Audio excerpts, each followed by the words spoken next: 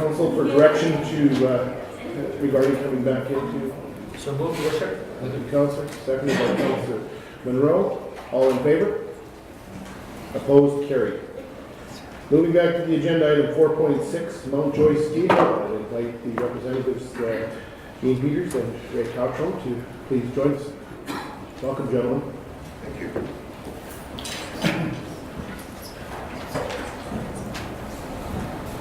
Testing. Good. Good afternoon, Your Worship and Councillors. I'm Dean Peters, the President of the Board of Directors of Mount Joy. It's Ray Cottrell, past President and current Vice President. I'll defer to Ray in some of the historical questions you might come up with at the end of our presentation. Mount Joy is opening this year for its 52nd year of providing snow fun to the city of Lloydminster and the surrounding area. Mount Joy offers T-bar access to 15 runs, tow rope to the Bunny Hill, full equipment rentals, as well as a hot meal in our chalet. Our ski and snowboard schools are popular. The school is open on Saturdays, and on Sundays we have we're open to private lessons. That's generally fairly successful. In 2016, we kicked off Project Snow at Mount Joy. Project Snow included the construction of a water reservoir at the base of the hill and directional boring 3 hydrants up the hill to facilitate making snow. This, along with the time and effort of our volunteers, we were able to make snow last winter. That extended our season. In the 2016 year, we were open 11 days. Last winter, we were open for 20 days. We are looking forward to building this year upon last year's successes and expanding that number once again. For this year, we've brought on a ski patrol. We've trained with the Canada Ski Patrol in the battle zone, so we will have 4 qualified ski patrols for on-hill safety. We'll have a terrain park back this year by popular demand for the snowboard crowd. For this season, we have done some dirt work at the hill to mitigate some erosion issues that we had that caused caused us to close a couple of days last year, so we're hoping to mitigate that. The Project Snow upgrade this year includes the addition of permanent generators on the hill at the 2 upper hydrant locations. Installation includes, we want to pipe a gas line in for the generators and distribution panels to direct the power to the cannons. We are quite excited to have been gifted 2 generators, a 50 kilowatt unit and a 60 kilovolt unit, as well as buildings to house these things. Our request to the City of Lloydminster is assistance in funding this portion of Project Snow. The cost of the gas line and distribution panels are broken down in the proposal handout. The amount. Sorry, I'm just going to step out of the room. I didn't notice some small letters in the estimates that preclude me from being in the room during this discussion, so I'll have to step out. Sorry. Thank you, Councillor. It's just an information session, though. We're not making any decisions. Oh, yeah, it's That's true. Sorry, just because I know that's, I went to the city clerk and I agree, it is, you're fine, there's no decision being made here, so it's simply information. So there's no... I didn't notice what was in there, but I thought it was just information. Time back in. All right. We'll just excuse that. Sorry about the interruption. Just to ensure that there was no pecuniary interest or conflict of interest from Councillor, and I appreciate you jumping on that, but I think you're okay. Okay. Being a committee meeting. Thank you very much. Sorry, gentlemen. Please continue. All right. Well, that basically concludes my remarks. And questions. Thanks a lot. Council, Councillor Stephen. I guess it's obvious that Mount Joy is located in County River, not within the Lloydminster district, but how many would you say on estimate? Obviously, you don't have exact numbers, but what percentage of occupants that come Joy would you say are Lloydminster residents in a percentage? Roughly 2/3, would you say? Yeah, 65 to 70% historically would be Lloydminster citizens. Definitely, though, we do draw people from as far as Provost, a lot from the Wainwright area. And perhaps one of the side benefits to the city of Lloydminster is that these people may combine it with a shopping trip or restaurant meal or something along those lines, and use city of Lloydminster services while they're in the area. I think it's important to note that obviously a trip to Jasper, Banff, anywhere in the mountains where you're actually going to be going skiing, a lot of people within our community could never have that experience without a place like Mount Joy existing, right? I think it's $18 or something for a lift pass versus the expense of a hotel and travel and every other accommodation. So it's being able to give that experience to the local residents that I think is so important for our community.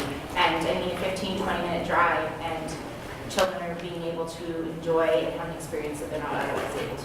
So I might add that what we were talking about with youth curlers and golfers and whatnot applies here also. But not just the youth. In this case, we see a lot of new Canadians that want to experience the Canadian lifestyle, and so we see a lot of adults that are first time. Definitely the hills like Mount Joy are the feeder hills for the mountains. And those facilities recognize it and do help support us through Canada West Ski Area Association. Certain customers. No, I was just going to say, because this ask is specifically for a capital project, I wouldn't want to sway my council one way or another through my questioning, so I'm going to double down and step out, just in case my comments or questions could sway them to go one way or another. Fair enough, Councillor. Appreciate that from that perspective. Certainly, I guess, any other questions from Council? Because I've got a couple. Certainly. Okay, thank you, Your Worship, and thank you for the presentation. I guess a couple things in the back of my head is looking at a 5-year plan, and so because you've done a phenomenal amount of work here on the hill, so what's left to do? I guess in the back of my head is kind of question one, and question two is that, you know, to what extent is it possible to get a regional level of support, even from libraries, where we ask the question. So users, how do they support it? We ask it around SPCA, and I think SPCA has done work where they get support from regional people as well in terms of support around the animals that are picked up or homeless or whatever the circumstances. So to what degree has that been? It's not that we want to offload our responsibility, but I guess long-term, what's the plan? And then part B, why not in a regional area? So have you done a regional ask, part B? Dean, it's all right. I've been involved for a longer period of time than Dean has. So traditionally, the County of Vermilion River has been a contributor of $5,000 to $10,000 a year. The highest I recall is $10,000, and traditionally it's 5, 6. Last year was 6,000. We run fairly efficiently, as you see, like our 13 to 17 years, and we improve the hill, improve the offer, the ski patrol, the lessons, our equipment upgrades. Certainly, we are quite frugal the way we operate. We do have that application into the county again now. They last year changed their policy as to how do we go about doing it. And we were successful last year, and I would be very surprised if there was anything different this year. Okay. The county was also, and maybe this is out of place here, with the Reeve changed it, it may not progress as fast as he was all for it. Trying to get into a regional park kind of status where grants were maybe more obtainable to us. There was a contribution from the RM of Wilton approximately 8 years ago of $5,000. We haven't approached them again. We're 100% volunteer, and like a lot of volunteer organizations, time is an issue, and the intentions don't always turn into action. Can I jump in on that, just because it's in the same line? That's okay, Your Worship? Yeah. Just looking at the financials going back, Joe, thanks for your presentation. In 2016, there was a $10,000 demolition of operating grant. In the years previous, it was less. In 17, there was zero. In 2018, you've got a $10,000 again. Can you give us maybe a little history on the operating grant and where that may have arrived from, and in this case, not arrived from? Yeah, volunteer organization, we have volunteer treasurer, bookkeeping and whatnot, and that had got slid into that donation instead of a grant. But we did receive $6,000 last year from the county Vermilion River, but it's obviously put into a different spot. Probably under that 13.2 line there. That's correct. The 32,000 the year before was, for the most part, in kind to do with that earthwork that was done to get that 1.2 million gallon reservoir.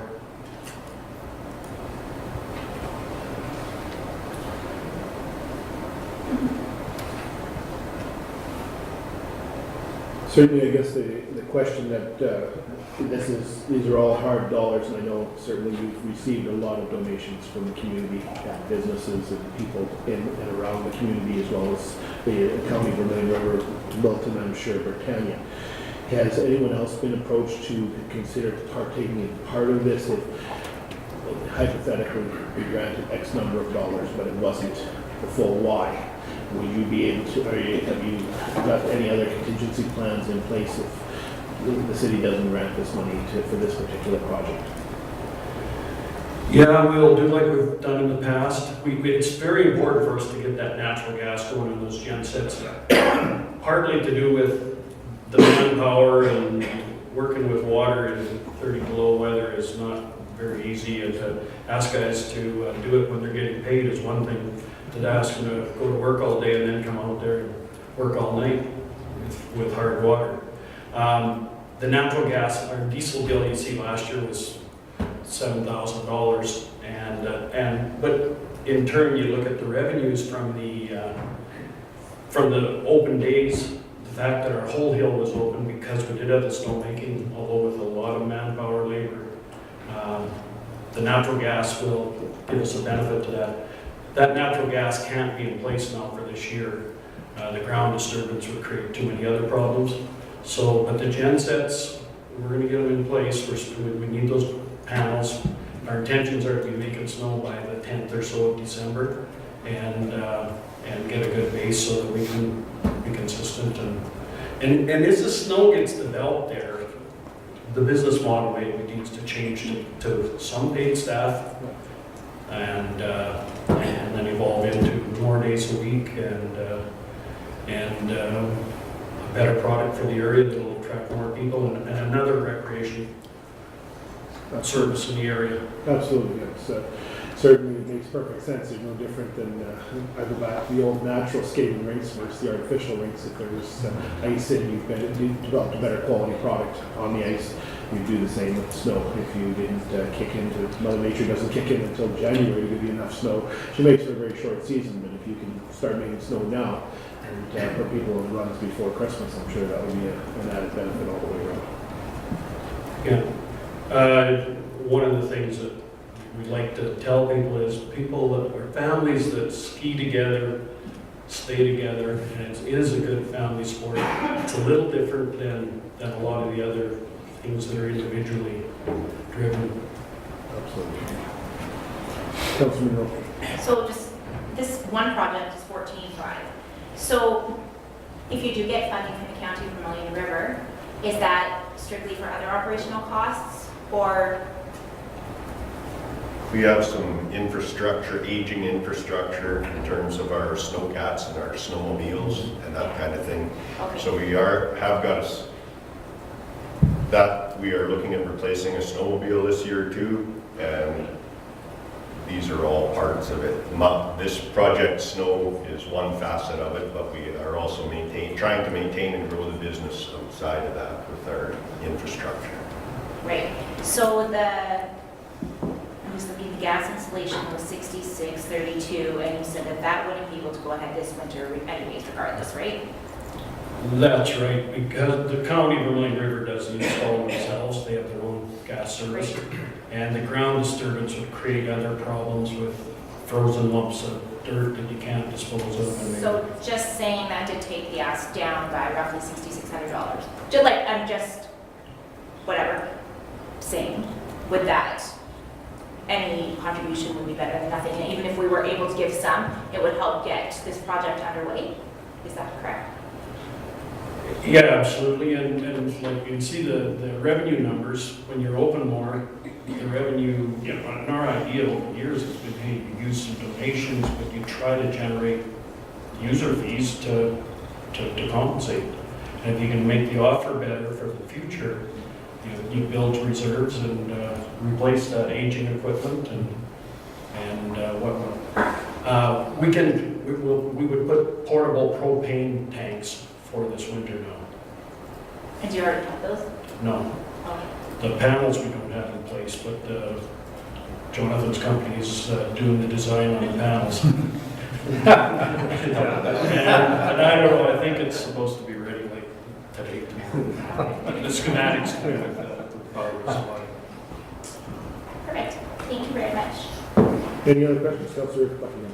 Thank you, Your Worship. I think it's the right forum to bring this up and say that if you are a skier and you go to any other organization anywhere in Western Canada or beyond, you'll see that it takes a pile of manpower and hours to maintain a hill of any kind, big or small. And as a user of Mount Joy, I can tell you that to go in there and see a completely volunteer-run pro shop, basically fitting everybody and getting the rentals out the door and maintaining and doing standby medical and all that stuff, completely run by a volunteer board. And it is a major undertaking to do that. So you and your board are to be commended for everything you've done in the past to this point too, because it doesn't go unnoticed.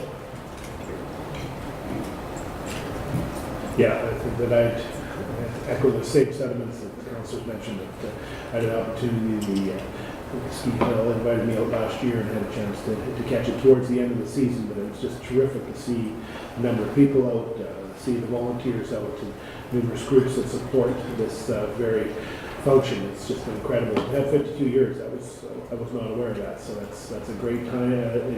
Part of it, and I believe there was ties back to Winter Games many years ago at the ski hill. Yeah, 82, and Councillor Ken Baker was on the board of directors at that time, and it's sad to not see him here today. Hopefully he's mending well. Yeah, there's some history there. Councillor Fagg. I was just going to mention with Mr. Baker, I think he was there on the original board when they were getting going there, but he speaks very highly of Mount Joy, and he's back then as well, the same thing, just all total volunteers and man hours, and it's well established, and it's a great asset to have, I think, in our community. So good job there, guys. And I know Ray, you've put in many hours over the years, so well done. No further questions. Thank you, gentlemen. Appreciate your submission, and thank you for taking time to be patient with us. Thank you.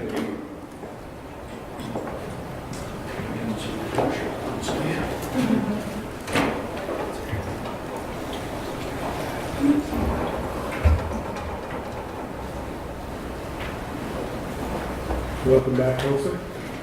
I would ask that we move on to item 4.7, the Regional Business Accelerator.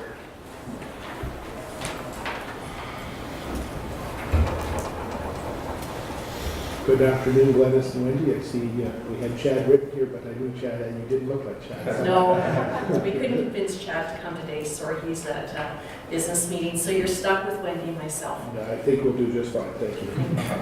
Mayor Olbers and rest of council and the senior management team, thank you for giving the RBA an opportunity to present our grant request. I don't think Wendy needs any introduction, but she maybe needs an introduction why she'd be standing up with me today. And Wendy is our new entrepreneur in residence at the RBA, and the project that we have asked for funding for would fall specifically under her. Plus, I know you've heard me speak a number of times already, so I thought you might like a different voice for once. So I'll talk a little bit, but we'll let Wendy speak as well. So the RBA has been in existence since 2012, and the city has been a major supporter. Actually, when the RBA first started, you were the only supporter of the RBA. Since that time, we've served 655 businesses, And I thought you might be interested in the number of businesses we've been serving over the last year. So up until the end of September, we've served over 150 either new entrepreneurs or existing businesses.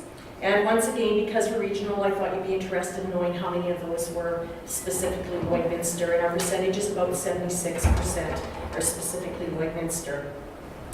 We've seen new businesses over the last year range from new kinds of food services to a multi-use pump that we're in the process of working with to being internationally marketed. We provide a number of services. You're all aware we're part of the Regional Innovation Network, so we provide regional services through the Alberta Innovates Department of the government for that. We work with the federal government through a best business practices program where we go in and we do hands-on coaching with the businesses that are trying to find efficiencies. The Biz Kids program is a partnership with Community Futures again this year, and we had over 11 new entrepreneurs start and market their business and did very well over the summer. And we do a number of learning events. One of the ones that we just started through the Dreamforce is our Super Lunch and Learns, and we've been getting anywhere between 5 to 15 people at each of those. We access business mentors, and we do customized coaching for any of the people who come in and would require our services. As you know, last year was very exciting for us because we opened our co-working space called the Dream Forest. And we have 3D printing services, which has been quite a new thing for us and also for members of the community who can use those. As you know, I presented on economic development, and I've talked about the new model and about how there's 5 different streams. And one of those streams certainly is entrepreneurship, and that's what the RBA does for Lloydminster. The other thing that we're excited about is we've applied to become a startup community in Canada. Startup Canada is an organization nationally that supports different communities to do entrepreneurship in their community. There's a Startup Edmonton, Startup Saskatoon, Startup Calgary, and we're quite hopeful that we will be a new startup community this year, which will mean we'll be doing some changing in our branding. Business incubation supports our tax base. For every dollar we spend on incubation, there's a possibility of $30 in taxes that come back. And we've read through your economic pillar for the City of Lloydminster, and we feel that we support this in many ways. Last year you supported the expansion of our co-working space, a pilot that we're very proud of because we're the smallest community in Alberta that actually got funding to do this. This year we want to expand our programming to include some specialty around food incubation and also some pop-up retail.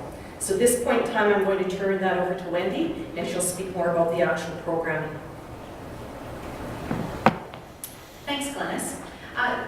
For those of you who had the pleasure of listening to Todd Hirsch speak a few months ago from ATV, he talked about, if he was to look into his crystal ball, he saw one of the sort of shining prospects for Alberta and our region would be food incubation, microagriculture, and those kinds of things. And certainly as you look around our community, we do have lots of startups that are looking at kind of playing off of our agricultural roots, I guess you could say, and seeing how we can incubate some of these food products and value-added commodities for our region. So this is something that I think does have some potential for our region, and we're going to continue to flesh that out and see how we can support some entrepreneurial spirit in that area.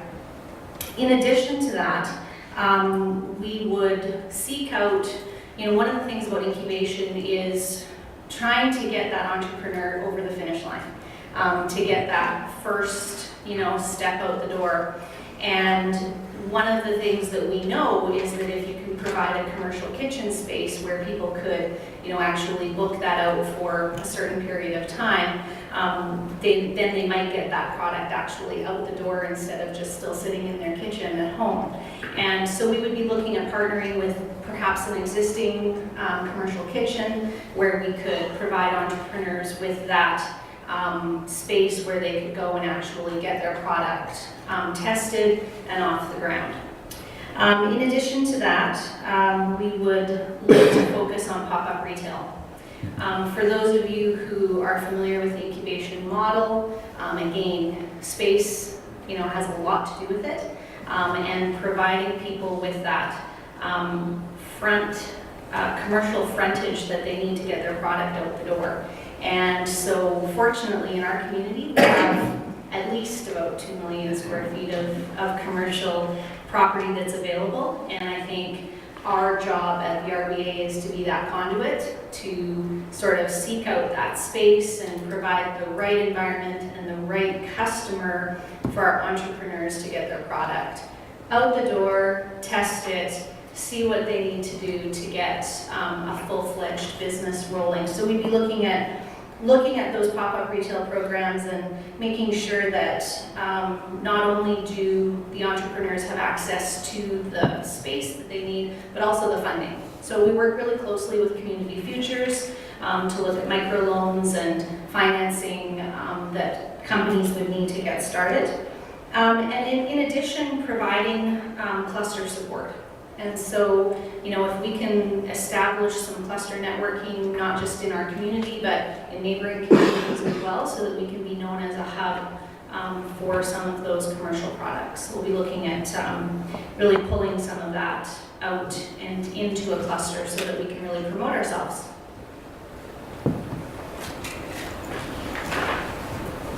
So our funding ask is set up the same as last year, in that we have our space, both our offices and our Dream Forest in the Community Services building. So we would ask for in kind for our space rental. And then what we're asking for is some support for staffing costs, so we can actually assign someone specifically to this project who would work under Wendy. We are looking at a couple of web-based tools. Wendy mentioned the commercial kitchen. We're looking at sort of an Airbnb, so people will be able to go on and book kitchens that way. We also are looking at working with a company to develop a web site that would be really excellent for new entrepreneurs, in which they can go in and do their market research. They can find out what is available for them in Lloydminster, and so it's a very quick way and it's a very user-friendly web-based tool that they keep updated on a regular basis.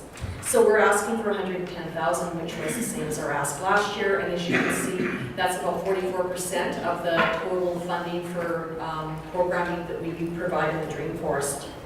So just a couple of last points. The RBA has become less reliant on the city year after year, and that's our goal, to continue to do that. And when we first started to come, which was before my time, we were asking for funding to just support sort of the general operations. We're now at the point that when we're asking for funding, we're asking for very specific programming that we feel will build the economic base in Lloydminster.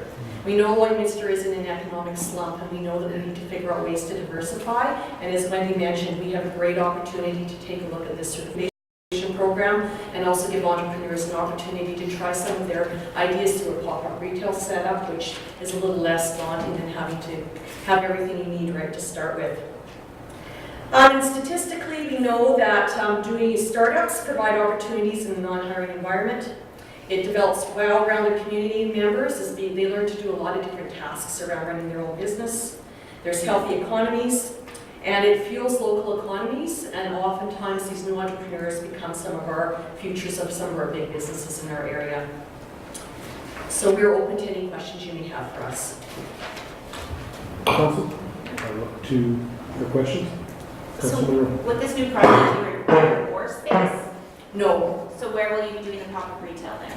we would look for rental space. We could potentially do it out of the Dream Forest, depending specifically how many people we had to do it. Yeah. Okay. Councilor Deutsch. Oh, sorry. No problem. Sorry, and with the website based tool costs, do you have examples of other cities that are using Yes. that sort of website? Yeah. Just so we can kind of. You can go to Edmonton, Economic Development, they have it. Councillor Fagnan has had an opportunity to look at the website, so he may be able to speak as well. I wanted to say that Lacombe has just done that as well, and maybe your new city manager could speak to that.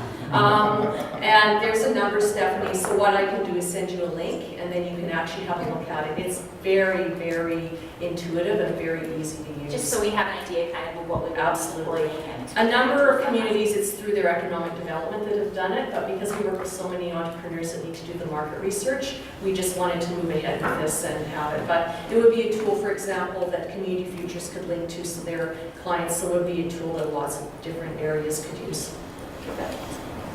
Councilor Deutsch. Thanks, Gladys and Wendy. Two things that we spent a lot of time talking about in economic development in the past year was looking at some of those metrics, and I think so. What are the full-time jobs that have been generated with approximately, you said about 20 local businesses, and the other part was they're sustainable, so they're still in business. Are they generating more? So Michael, we're in the process of reviewing. We try to do that every couple of years, and so what we're doing is doing follow-up. So I don't have all those exact figures for you right now. So some of our entrepreneurs have not got to that launch phase yet, so they're still working on it. But we do have a number that have. Most of them at this point in time are not employing a lot of people besides just themselves and maybe one other person, but over time that grows for us. So the one pump that I'm talking about, I mean, that they were employing about 35 people at one point in time. And they've come back to us with the new ideas, so we're working with them to market that. Good, thank you, because I think the other part was that, you know, not only sustainable growth, but generally speaking with members of the public, there's a sense that there's a bit of an uptick and it's going on locally, and one of the challenges is actually finding workers. Absolutely. And that we're sort of back into a totally different economic environment, but with the element of difficulty finding workers now. So sort of wondering how that fits in with your world and what you're doing as well. Well, what we've found over the last 2 years with the downturn in oil and gas is that the types of businesses that are coming into us are more people that can run things on their own or need one or two people. As we start to see that upturn, I think we're going to find, because we've heard the same thing, that it's difficulty with workers. But I don't think we've had any of our clients that have come in and said, oh, well, we can't do this because we can't find people to work. And I think there's also, in addition to that, there's also the part that we often don't recognize in the metrics is that when someone leaves a company to start their own venture, that's freeing up a spot for a future employee from the community. So it's kind of a double metric. Okay. Councillor Craig. Yeah, I've been with the RBA since the conception. I've been through the Chamber and Economic Development. It's great to see that, you know, where it's come from. I remember back in 2012, I think the Economic Development through the city received $300,000, and it was very difficult to see what was happening, and we know that it went through a lot of work, and it's great to see that we've got some really good progress happening there. A lot of times, I mean, it's great economically, it's a great asset. There's not many cities that have of our size that have an incubator, so we're very fortunate on that. And I think that it's also helpful with Lakeland College. You know, there's a potential of students being able to be retained and to utilize the services. I had a young man that was an electrician and lost his job, and I encouraged him to go to the RBA, and he did so. And it's been a great experience for him. He's starting his own business, and that's just, you know, wouldn't be able to do that if we did not have the RBA. So. It's just nice to see that we're getting more bang for our dollars. If we got 76% of the folks going through our way administered, but we're only paying 44%, where before we were 100%. And that's 44% of the Dreamforce budget. Our total budget and your contribution is around 20% now, Glenn. So we're driving that down. And just to highlight your point, with the Regional Innovation Network funding, we have to work with a post-secondary institution. So we're very closely tied with Lakeland, and we work with Diane Harms through their research branch there to try to encourage some student initiatives. And we have had some conversations around a student managed venture that we would like to start to give them the opportunity to do that as well. And I think too, as far as revenue generation, one of the things that we're doing in the Dreamforce is when we are offering programming, we're actually partnering with business to do sponsorships. So, you know, every month for our Lunch and Learns, they're sponsored by a business in town that would have a mutual benefit for that clientele. So we are trying to do as much neutral programming as possible. Yeah, I was just going to add, if I could, is that I guess, you know, we have the asks from a number of different organizations, and one of the things we want to know is that, are we getting the bang for the buck from the taxpayer? And how difficult would it be to get those metrics in relative to, you know, like, so next year when you come in and say, here we are, and we want this money again for next year to do X, Y, and Z. So what did you do last year? And that's the piece, I guess, so that if you have some of the data now, that's great, but I mean, down the road, that's kind of where we'd like to be around it. So particularly for the Dreamforce space, what we're going to be doing is implementing a sign-in tool where people that are using the Dreamforce on a regular basis have to sign in, which is going to create an instance database for us so that we can go back and do that reporting. We know that for all of the potential grants and everything else that we're going to be applying for, metrics is going to be a huge part of it. So we'll be looking at doing those monthly and collecting that data because I think without that data, we become pretty stagnant, right? So, What's working, what's not? And we do collect metrics for the Alberta government. We just need to talk with you about if those are suitable for you or if you like different metrics, because we submit those every 6 months. Okay, super. One item I'd like to ask, certainly for today, if we could ask of the RBA, is identifying, you broke out, we're down to 44%, and we put it into the numbers that way, but I think people ask, well, who else is funding it? Just so that it's clear that it is that true regional entrepreneur, that where is funding coming from? So I can challenge the mayor of the city of Cold Lake and suggest that they go ahead and maybe a little more into the pot to help support, because I believe we reach out to Cold Lake and areas as an example. So just an overview of the funding if we could, without getting too detailed. We don't, by all means. So you are the only municipality that funds us. Okay. We receive funding through Alberta Innovates, and we receive funding through the Regional Innovation Network. So that's the funding we use to do the work outside of the area. The Alberta Entrepreneur Incubator Project, which is the Dreamforce, that's funding specifically for the space in Lloydminster, with saying that we are going to be doing some satellite incubators, but that will be funded through the organizations we're working with. So Lakeland College is interested in one in Vermilion, so they'll be providing us with the space. Wendy will provide them with the support to get up and going, and we're also looking at doing something in Bonnyville. The Chamber of Commerce in Cold Lake has asked us to support them with a satellite office, so they'll be funding all the office costs. And once again, the staffing for that will come through the RIN. We also receive grant funding through the federal government for our best business practices, so it depends on specifically what we're doing for that. And we do revenue generate. So things like our leadership program, most of our programs we offer, there is a fee for service for that. And we ensure that we are at least meeting our expenses for that, but Glennis likes to ensure that we make money on it, so we generally do make money on those as well. And so once again, that program, some of the programming we are going to be doing in other communities, and we get support from those other communities in regards to space and that type of thing. Okay, thank you very much, Lois. That gives a good perspective. We still haven't done any of those neighboring municipalities. If you can convince them to give us money, we would be more than happy to take it. I'll shame them a little bit if I get the opportunity, but no, I appreciate that, Glennis. Thank you for that breakdown, because it's important, because I know the RBA has been funded by the city for some time before this council. It has here last year, again this year. Certainly, it's great to see the growth. At the end of the day, we're not just funding the basic operation. We've expanded and grown, and in a form of a partnership, I guess. That is the best description I can come up with. So. And as I mentioned, the startup, if we become a startup community, I think that's going to be a real coup for Lloydminster, because once again, I think we're going to be one of the smallest cities that would actually have that designation. And so that gives us recognition Canada-wide. Absolutely, absolutely. Councilor Buckingham. Thank you, Worship. To that end, getting that, does it come with funding when you get that startup? No, we get to pay a membership fee. I'm sure glad I asked. it definitely comes though with tools and expertise that the entrepreneurs would have, you know, just such a greater access to, that the benefit would be pretty big. Yeah. And certainly would elevate us to the national stage when you're listed Calgary, Edmonton, other cities, and there's the city of Lloydminster being recognized. And we are pretty sure that we're going to be a go. We're just waiting for final confirmation of that, so we should know by the end of this week, actually, if we've got that designation. Any other questions?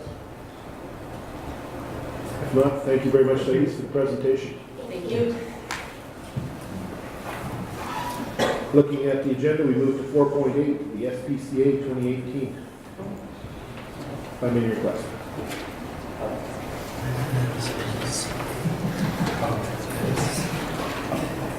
Good afternoon, John. Afternoon. Hello.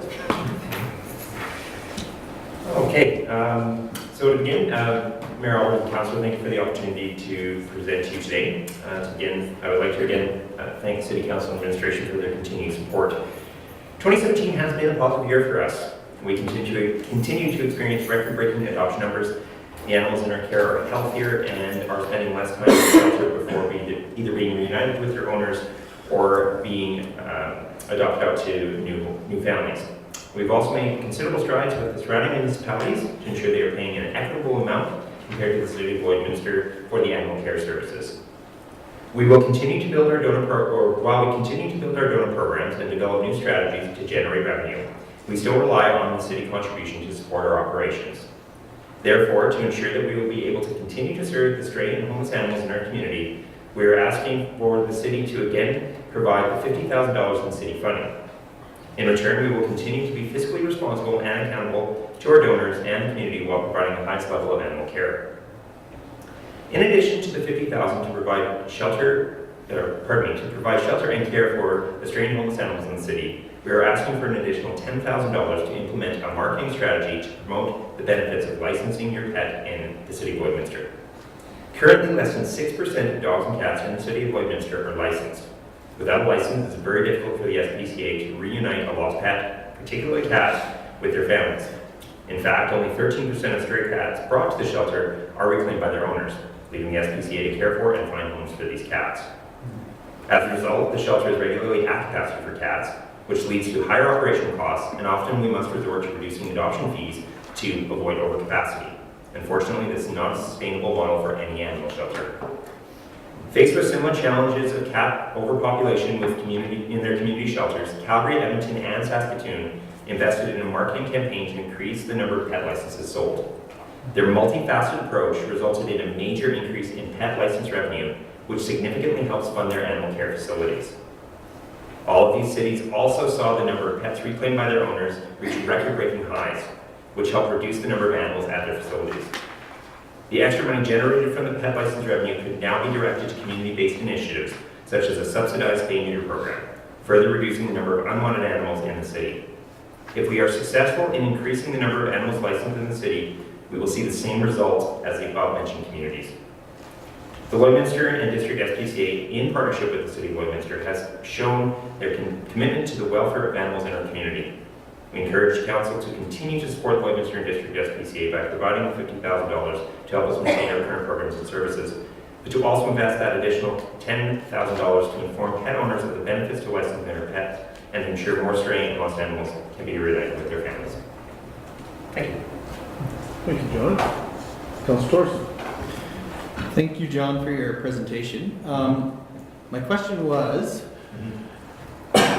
as far as the licensing requirement, that's a City of Lloydminster bylaw, correct? That's correct.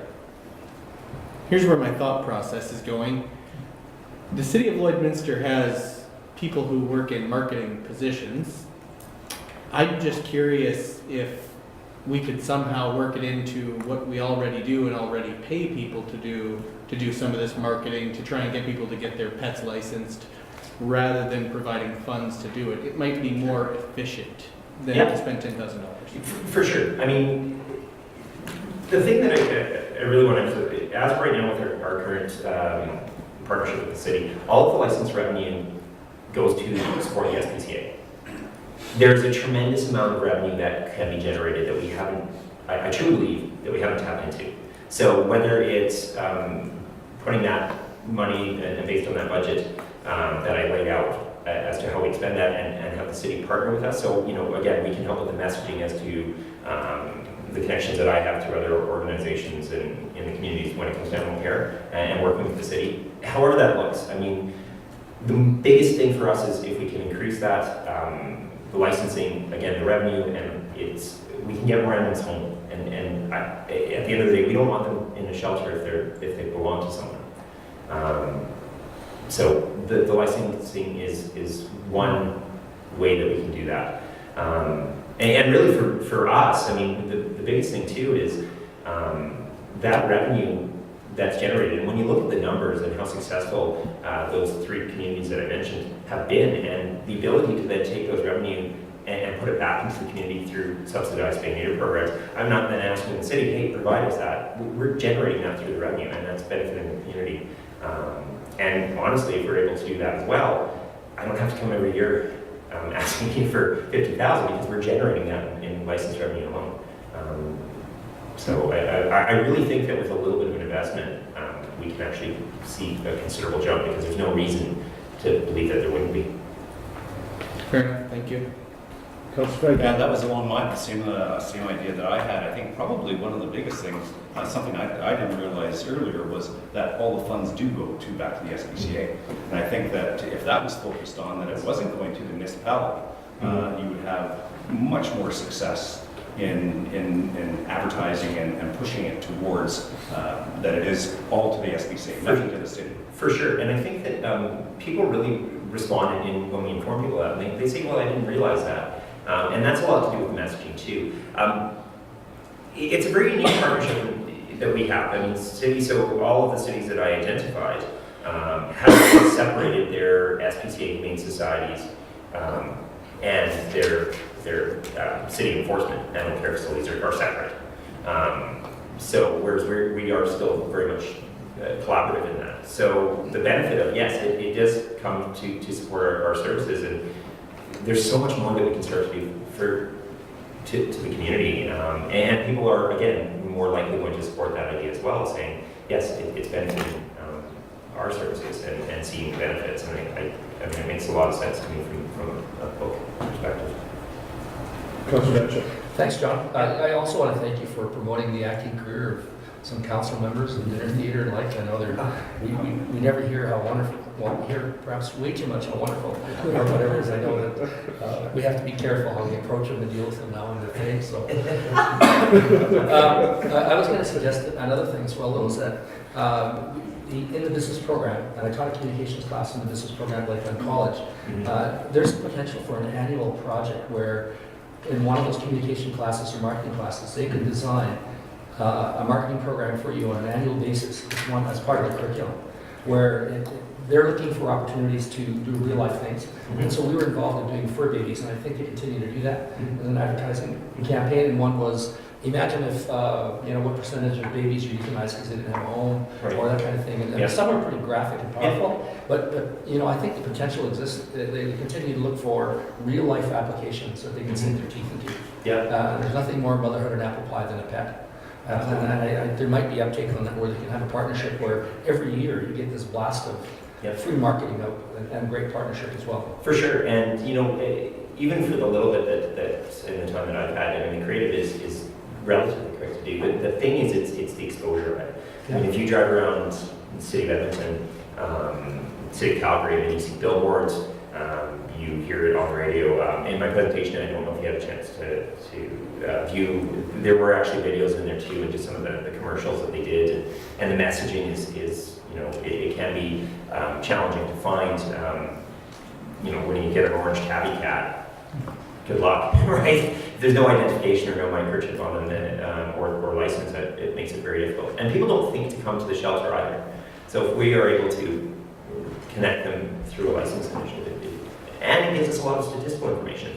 Nobody truly knows the capacity of animals that we have in this community. It's a crapshoot, as you saw in the calculations that I had to use. It's a crapshoot. Councillor. So I just want to commend you. Obviously, it's something you're very passionate about. And last year we told you to go out and connect with the other regions around, and obviously you've done that. So thank you for taking our advice and actually showing initiative to be contacting the other regions that you're getting animals from, to ask for their support as well, rather than being just solely on us. So thank you for that. And the presentation is wonderful. So lots of detail. My only comment, thank you very much, and I do appreciate the feedback. My only comment to that as well is the City of Lloydminster has been a very strong partner for the SPCA. We could not continue to operate without the support. It is absolutely 100% reasonable for us to approach the outlying communities to ask a comparable amount. Shelters are taking this approach. Regina is doing the same, Saskatoon, where if these surrounding municipalities do not wish to provide equitable to the services that are provided similar to the city brings us the most number of animals. That's our priority. So these surrounding communities for example, surrounding Regina, they walked away from the agreements and said, if you're not paying us that, well, we will not serve it, and you can do it on your own. And we're not afraid to do that either, because I'm not going to bite the hand that feeds me, right? The ones that have shown that support and the willingness to provide that, that's who we want to continue to develop our partnership with, and others that we've negotiated with see that as well and realize the value of the partnership that we have. It takes a community in the surrounding area to deal with this problem, but Lloyd definitely has made some considerable strides, and you've shown that commitment, and we want to return that back and start to benefit the community with that additional revenue. And that's why we really want to be able to take that surplus. If we are able to generate that much revenue, that will give us more. That is going to go right back to the community, because I don't want more animals coming to the shelter because they don't have homes. John, again, the comments are great, and the work you folks have done to this point is tremendous. One of the thoughts I just wanted to share from my perspective, how do we achieve more licenses? I'm wondering, can we engage the industry that supports the pet industry? Namely, we have several businesses in the community that specifically cater to the pet owner and to the pets. Would they, because you've got the veterinarians very well covered here, that's awesome that business community step forward, because they do a fair amount of business with them, but in the same token, people that specifically service the pet industry, can you engage them to see if they'd be interested in supporting having that license right at the counter when somebody's picking up dog or cat food? Sure. They could certainly, that would be a target audience, because those people are there for a specific purpose. Absolutely. Yeah, I mean, there's no option that isn't a viable one. We're open to all things. A very good example, actually, in my conversations with Calgary and Edmonton, they said, expos, if you're going to a trade show or something, you can sell licenses there. Never thought of that. So we were at the Pet Expo, or pardon me, the Christmas Expo, over the weekend. I was over pets in my brain. But yes, we were at the Christmas Expo, and we sold licenses there, and we sold 11 licenses, and two to a lady that knew the money was going to go to the SPCA, that had two cats, like they never leave the home, but because it's going to the SPCA and it's supporting, I'll do it. So that was a great engagement. So everything is available. The one thing I will emphasize, though, in speaking with Calgary, 70% of their renewals, license renewals, are actually done through their website, are done online. So I would strongly encourage, if we're going to go this route, and again, however that funding works, if it's however we do that, but if it is going, I would strongly recommend, with the city developing their website right now, to include that in there. When they're paying their taxes, there's your pet license click. It's easy, it's accessible. Again, 67% of Calgarians are licensing their pets. So. Sorry, is that currently a bylaw, the licensing? Do we have like a fine if you don't? Yeah, that would fall under the standard bylaw, unless there's a fine if you're found to have not a license. And the thing too is the really most important thing, and where licensing initiatives have failed before this recent successes, it was always about the punishment, not the reward. Right? It was like, if we catch your animal out, you're going to have to pay big fines. Instead of saying, we want your animal safe, we want your animal back home with you. So I would rather make that money through license revenue than making through the fines. Because what happens is some people see the expense of the fine. I'm not saying the fines are unreasonable, but people say, geez, $100 for my cat running at large that I go let indoor, outdoor anyway. You know what, just leave the cat there. I'm not saying that a lot of people do that, but you run that higher risk. So depending on that, whereas if you are the good guy that wants to reunite that family pet or family member that's important to you, and how can we encourage you to get a license? If people have a little bit warmer feeling about it, they're more likely to purchase it rather than geez, if I don't, I'm going to get in a lot of trouble. It's a marketing plan. And also with that, with the one-time event, once you registered your pet for the 1 year, you automatically send out the renewal for the concurrent year. Is that correct? That's the idea, yes. Right, so then it would just be hopefully Absolutely. recurrent income. And that's a challenge that we have right now. For us to do that, it does take a lot of work. Our website is it's actually powered through GoDaddy, so all the website you look at is pretty much me designing it. So to create it, we're going to have to go through PayPal, the licensing. It's a lot of extra stuff and a lot of of extra steps. I would love to have those mail outs just go out. I mean, we can help with the mail out and managing the system, but certainly if it's available online through a city website, it's built in there right away. If we remove as many hurdles as we can, and people feel positive about getting a license and the benefits, I truly do believe there's no, in those 3 cities that have gone aggressively after these marketing campaigns, the benefits have been enormous. I have no reason to doubt that we wouldn't see the same impact. Councillor Buckingham. Thank you, Worship Leader, barking up the tree I was going towards there.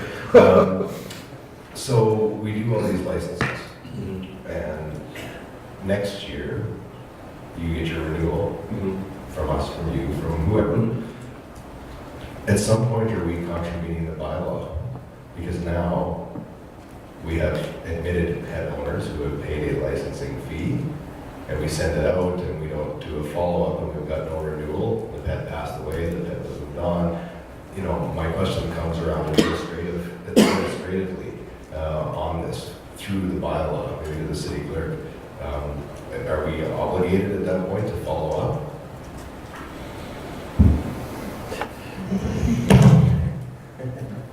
I guess that would be depending on the level of enforcement you want. I think the messaging that John's talking about is the key messaging, though, is a licensed pet is one that's easier to return home. For sure. But yes, you could look through that list and make those calls. There's many reasons why people don't renew their license. One of them is because the pet passes away or they move away. And I'm assuming that those questions would be answered by whoever makes those calls. Right. Yeah, I was more curious on the enforcement side of things once we go down this road. I think if they see the benefit and it just becomes a habit, like it's $30 a year, you know, and it's going to the SPCA, you know, it becomes just sort of a habit. I think if people are like, geez, if I don't, the phone's going to start ringing. Generally what we find, like, it happens everywhere. So when we issued our new cats, the cat bylaw in 2015, and it was announced and it came out in August, that first month, we literally saw everyone's buying cat licenses because they thought, oh, you know, city's going to be banging at my door, you know. And then a year went by and my no one's banging at my door.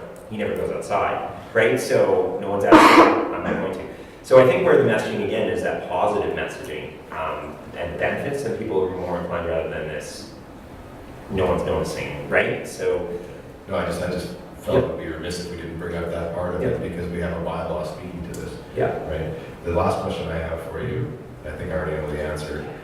So when someone adopts, they're automatically required to license? So what we used to do is we used to do free licensing with the adoption. And what we found is we actually had, so we were giving the licenses away and we were not getting any renewals. So when we actually looked at the numbers, particularly with cat licensing, most of those were given to people. So they don't renew because you're excited, you're getting a cat, you're getting, oh, and this isn't good, this is good, and you get a license, they go great. And I can assure you in 10 years of doing this, the amount of, you know, the odd time that my comes back, they come back with an unopened adoption package, right? Like everything's still in there, and they're like, this is for you, and you're like, no, that was for you. But anyway, so the same thing, the license just, it gets forgotten. So what we are doing now is saying, if you are adopting, you can purchase the license today. It's X fee, you know, the $30 to adopt the animal. Again, they start to associate, okay, there's a cost for that license. Again, it's a plug for us, it goes 100% back to the SPCA, there's that contact point. If they say, you know what, I don't want to get the license, they initial on the agreement saying that we were informed of the license, we chose to decline it. Now if the cat comes in, I can now, rather than saying, for the first time the cat comes in, now, and somebody says, well, I didn't know there was a bylaw on license. Ooh. And then we say, well, I'll tell you what, we want this animal out. Okay, this time, you know, just next time, here's your license, next time, do it. Whereas if you get that point of contact, if that cat comes in, because it's likely going to be a cat, because dogs usually get reclaimed a lot faster, but we can say, you know what, you were informed of that. You were informed about the fines where you chose not to. Now we can charge you the fine, right? You don't get that first get out of jail because we have a point of contact with you. Right? And as well, if we're giving out a bunch of free licenses and no one was ever paying for them, yes, it's only 8 cents a license, but that's still an expense to us. If they say, if they don't buy the license, well, I haven't lost any money. I wasn't gaining any money by giving them away for free. I don't stand it to lose. Yeah. And it wasn't as emphasized as important as it actually is. Any other questions for John? Thank you very much, John. Thank you for the very much. presentation. Thank you for the great work you folks do. I know there's a lot of volunteers as well at the SPCA, and certainly we couldn't do it without you folks as well. So it's a great relationship that exists with the city. We appreciate the work you've done to go outside the city, because that's one of the challenges this council, I believe, gave you last year, and I know you worked diligently at that. So thank you And so the much. work's still going on. Excellent. Great work. Great, thank you very much. Thank you. Thanks. Did you got tickets? Yeah, we should maybe just do a plug right now. One of the members of council will have the opportunity to grace the stage, I believe, in the large metropolitan center of Kit Scotty here very shortly at the end of the month with the SPCA presentation. So get your tickets if you haven't already, but are they sold out, John? No, there's still tickets available. Perfect. We'll see Councillor Monroe take the stage and perform. It'll be a real joyous time, and I think it'll be a great time to celebrate Christmas. So we're looking forward to it. We will try to get back. It'll be memorable. Yes, it will be memorable, I'm sure. So let's continue on to business. 4.9, we have the victory funding request. And I see Kevin Kraft is joining us. Thank you very much, Kevin, for being here. And thank you for your patience being the last one up. And thank you for your being so. Thank you, Mayor Albert, and thank you, Council and senior management for giving me an opportunity here. I think I'm going to let you just ask questions, because I know you all have places to be. So if you have questions about what I've asked, what the organization, I must extend my apologies from our board chair. She couldn't stay long enough to attend here. Thank you very much, Kevin. I appreciate that. We did chat with her. I had a chance to chat with her before she left. So certainly, I guess, Kevin, as we look at this from the perspective that you're asking for more money than last year's, one thing that stands out. So could you give a little explanation? Sure. Provide some detail. We didn't ask for a funding increase in 2015, 16, or 17 because we didn't need one. That sort of left us in the same situation that 1990s the Minster City Council left you guys in. They never asked for a property tax increase. So we've asked for a $25,000 increase over what we received last year. The percentage is not something I can, John, how much is that? It's niggly, right? Small amounts. Really, the issue that we're having to overcome this year or past year is a reduction in corporate donations. I think every nonprofit in the city is sharing that experience. Did that answer your question? It does. So that's really where it is from that perspective. Oh, and I would draw another, one more thing I'd like to point out is that the theater does not make a capital funding request. I think the only time the theater has asked for capital funding was an HVAC crisis that we endured in 2004. But since then, we've done our own fundraising to bring the facility up to international standards. Please ask me a question. Well, I'll ask another one then. Utilization. People often ask when we're funding something, what's the utilization like? What number of days that the facility is occupied on 365 or whatever number you'd like to give us? So Sure, we're still ramping up.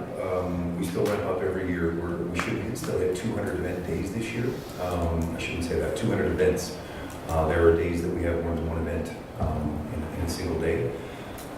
50,000 different bums on seats at all those events. As far as users and our who attends, yes.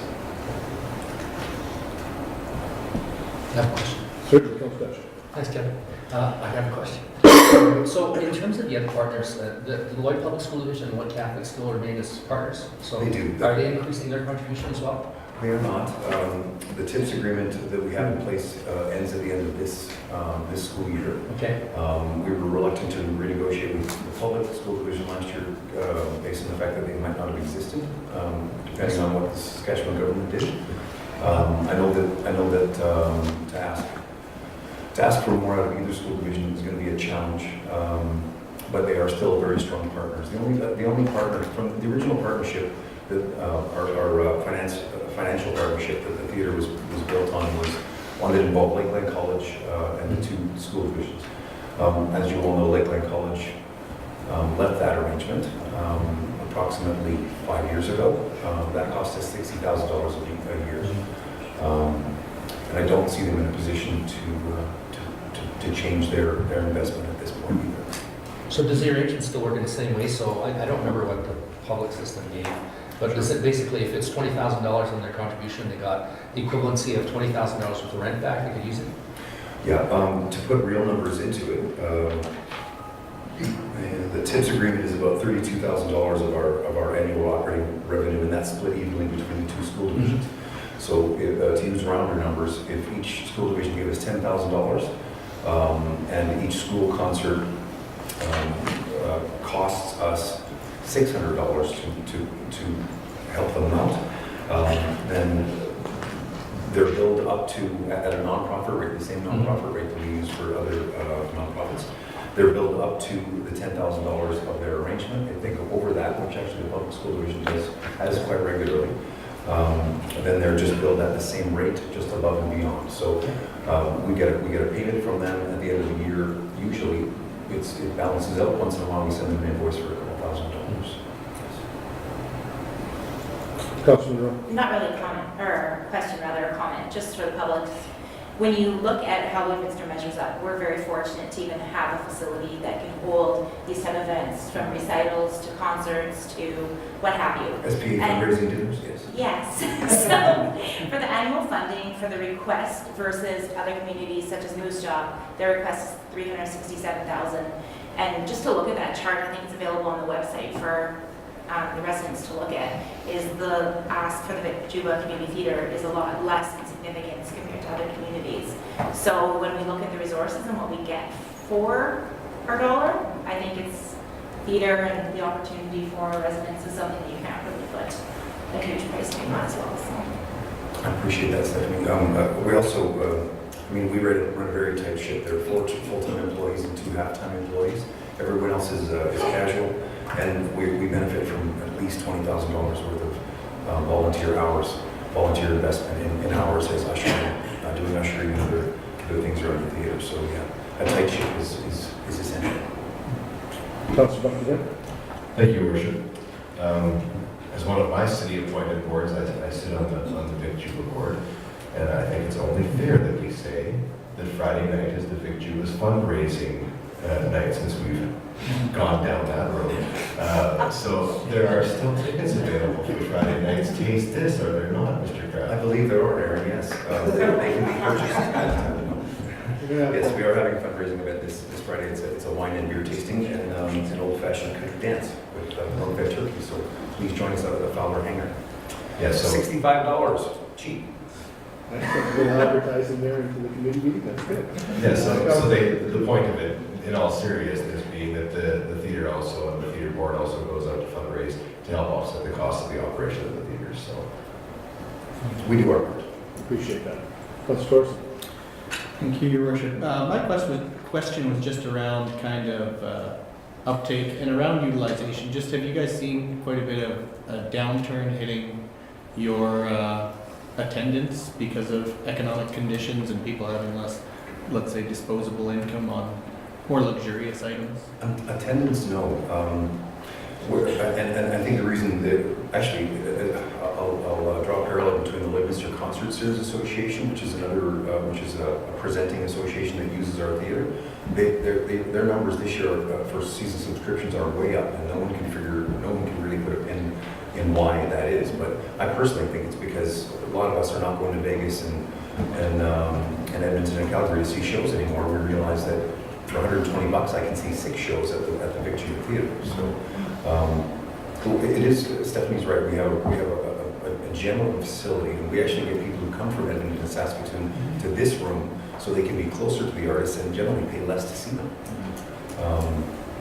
which is a whole other business, part of the business that I don't think you want to hear about right now.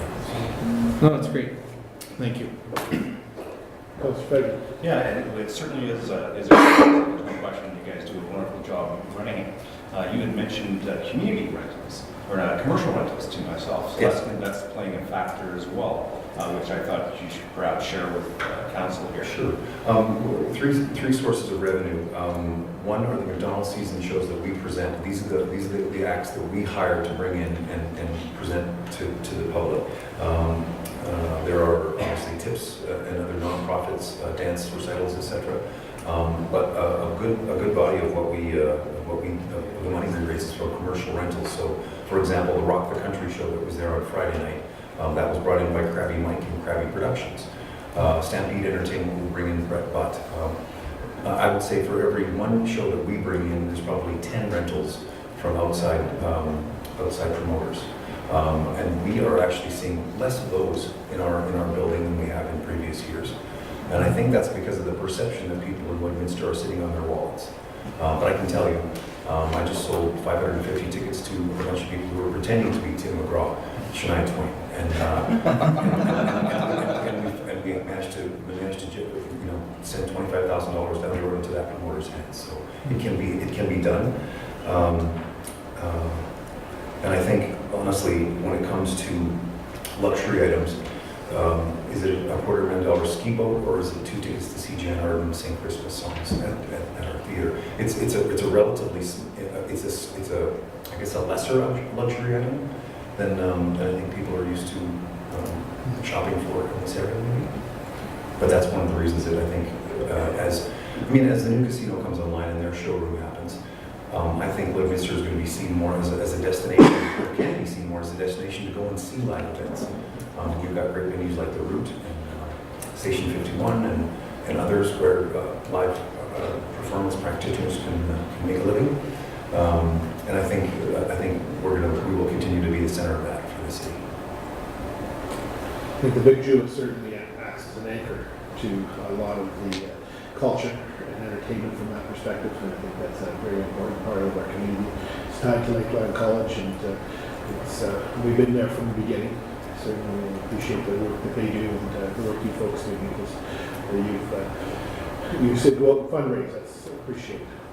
That helps. It all helps. Your Worship, I think Kevin's mentioned something that I think really resonated with me around how we market our city as well. And so I don't know that we've ever marketed our city as this entertainment center, capturing all those places you just talked about, the potential of the casino down the road. So summers down the road, I think those are pieces that we're going to have to fill in terms of coming to Lloydminster. And yes, you can go do the hockey junior B tournament or play games on the Peter C hockey, junior A, junior B, and every other kid all the way down from male and female. But you can also, in your evenings, go see a show. You can see live entertainment. And I think marketing live entertainment is a piece that can be done.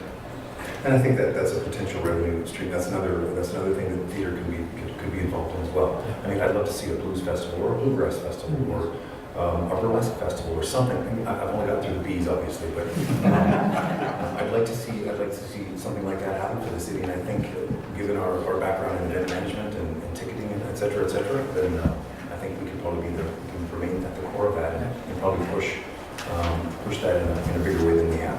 I will pledge that to Mayor and Council that we will work on that. Councilor Torres? Thank you, Your Worship. I just had one other comment, and it's kind of in the same area as Councillor Diachuk's. And I mentioned this before when I was talking about curling and golf, but the Big Juba is very much another important piece of community development as far as having something for people to do that make them want to live here. And I think that's an important thing. And when you look at some of the costs that we end up having to pay for some of the things that are run purely internally versus by a not-for-profit, this is relatively good value for arts and entertainment and the tourism piece versus other options that we have. Thank you. Any further questions for Kevin? Thank you very much. Happy travels. Thank you. Have a great afternoon. I believe that ends our public presentations. We'll move on to item number 5, administrative presentations. 5.1 is the 2017 utility summit. I'll look at the city manager. Good afternoon, Mayor and Council. I will ask Dave Henry to deal with that. Thank you. Thank you. So this is the quarterly report. This will be the third quarter report for utilities. Report number 0010 2017. Background, it's all the contains the year-to-date data from the city landfill, wastewater and recycling, hydrocarbonated soil, and curbside diversion rates. So that's information only, and if just for review for the council, and if there's any more information required. Thank you, Dave, for that presentation and for the information provided. I think it's good information when we certainly talk about spending money on landfill. It helps people see that there is items going, and when we talk about diversification in the environment, those numbers are there. Certainly the organics, we just dealt with that as City Council not that long ago, and you can see that it does drop off in the January through March period. Those are numbers, I think, that help explain a lot of the activities going on at the landfill and the other items, including water and sewer. Councilor Buckingham. Thank you, Worship. I believe I brought this up the last time we were privy to these quarterly updates. That it's, if you look at them closely in the 2017 wastewater stats, you'll see from May to now that we are compliant with everything, which kind of contradicts all the things that we talk about with needing a wastewater treatment facility and the fact that we're non-compliant. The reason that is, of course, is that in the summertime the algae has its time to sit there, as this was explained to us in the past, and our ability to keep up is a lot easier in the summertime than it is versus the winter time. So, when you see the numbers go green from May on, there's a reason for that. And I think if you look at it and you don't know that, you may question that. But that's why that is the way it is, correct, Dave? Yes, yes, but the two big factors is the phosphorus and the ammonia that aren't being covered right now to do with it. Councilor Thorson. Thank you, Your Worship. That was my question, because if we had colored the effluent for the ammonia, that everyone should be red, correct? Because is 7 the magic number? That's correct. It can't be over 7. That's right, everyone read it. Okay, thank you. So maybe that could be, we might as well put it on there. We've got to Yeah. face the music as the singer presents it here, and it's not great, but going forward, Dave, if we can ask the staff, if we're outside that ammonia, let's change it to red. Sure, no problem. Yeah, that's the only thing is I'm far from an expert on any of these things. I never took chemistry in high school.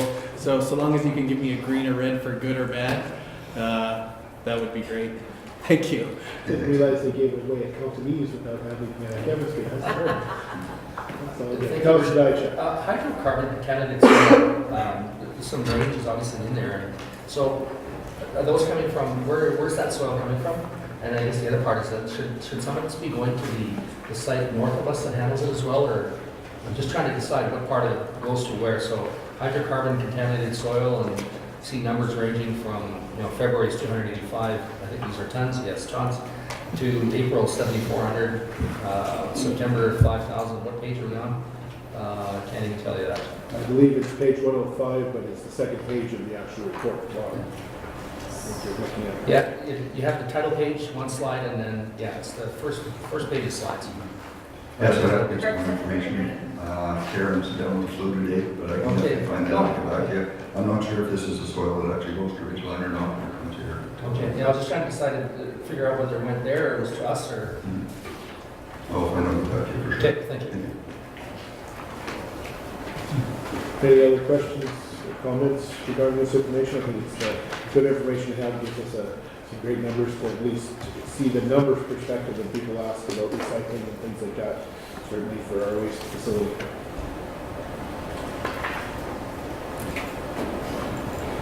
So one more question, Your Worship. Certainly.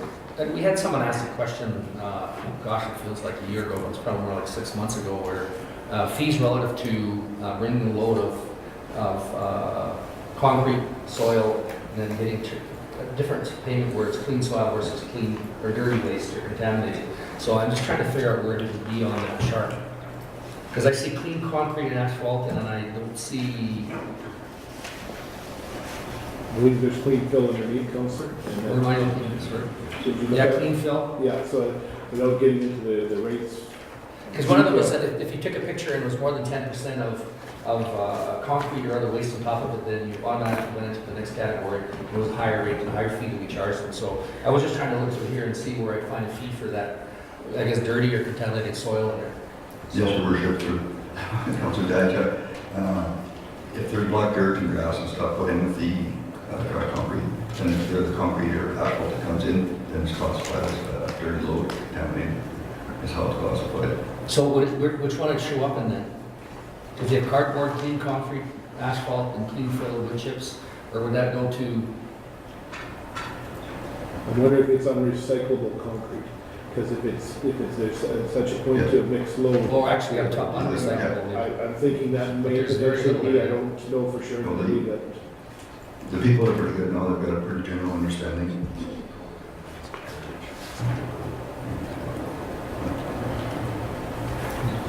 Yeah, and, you know, I was just trying to see where it filled in that, was in that chart to see, you know, because the question was around the fees that were being charged.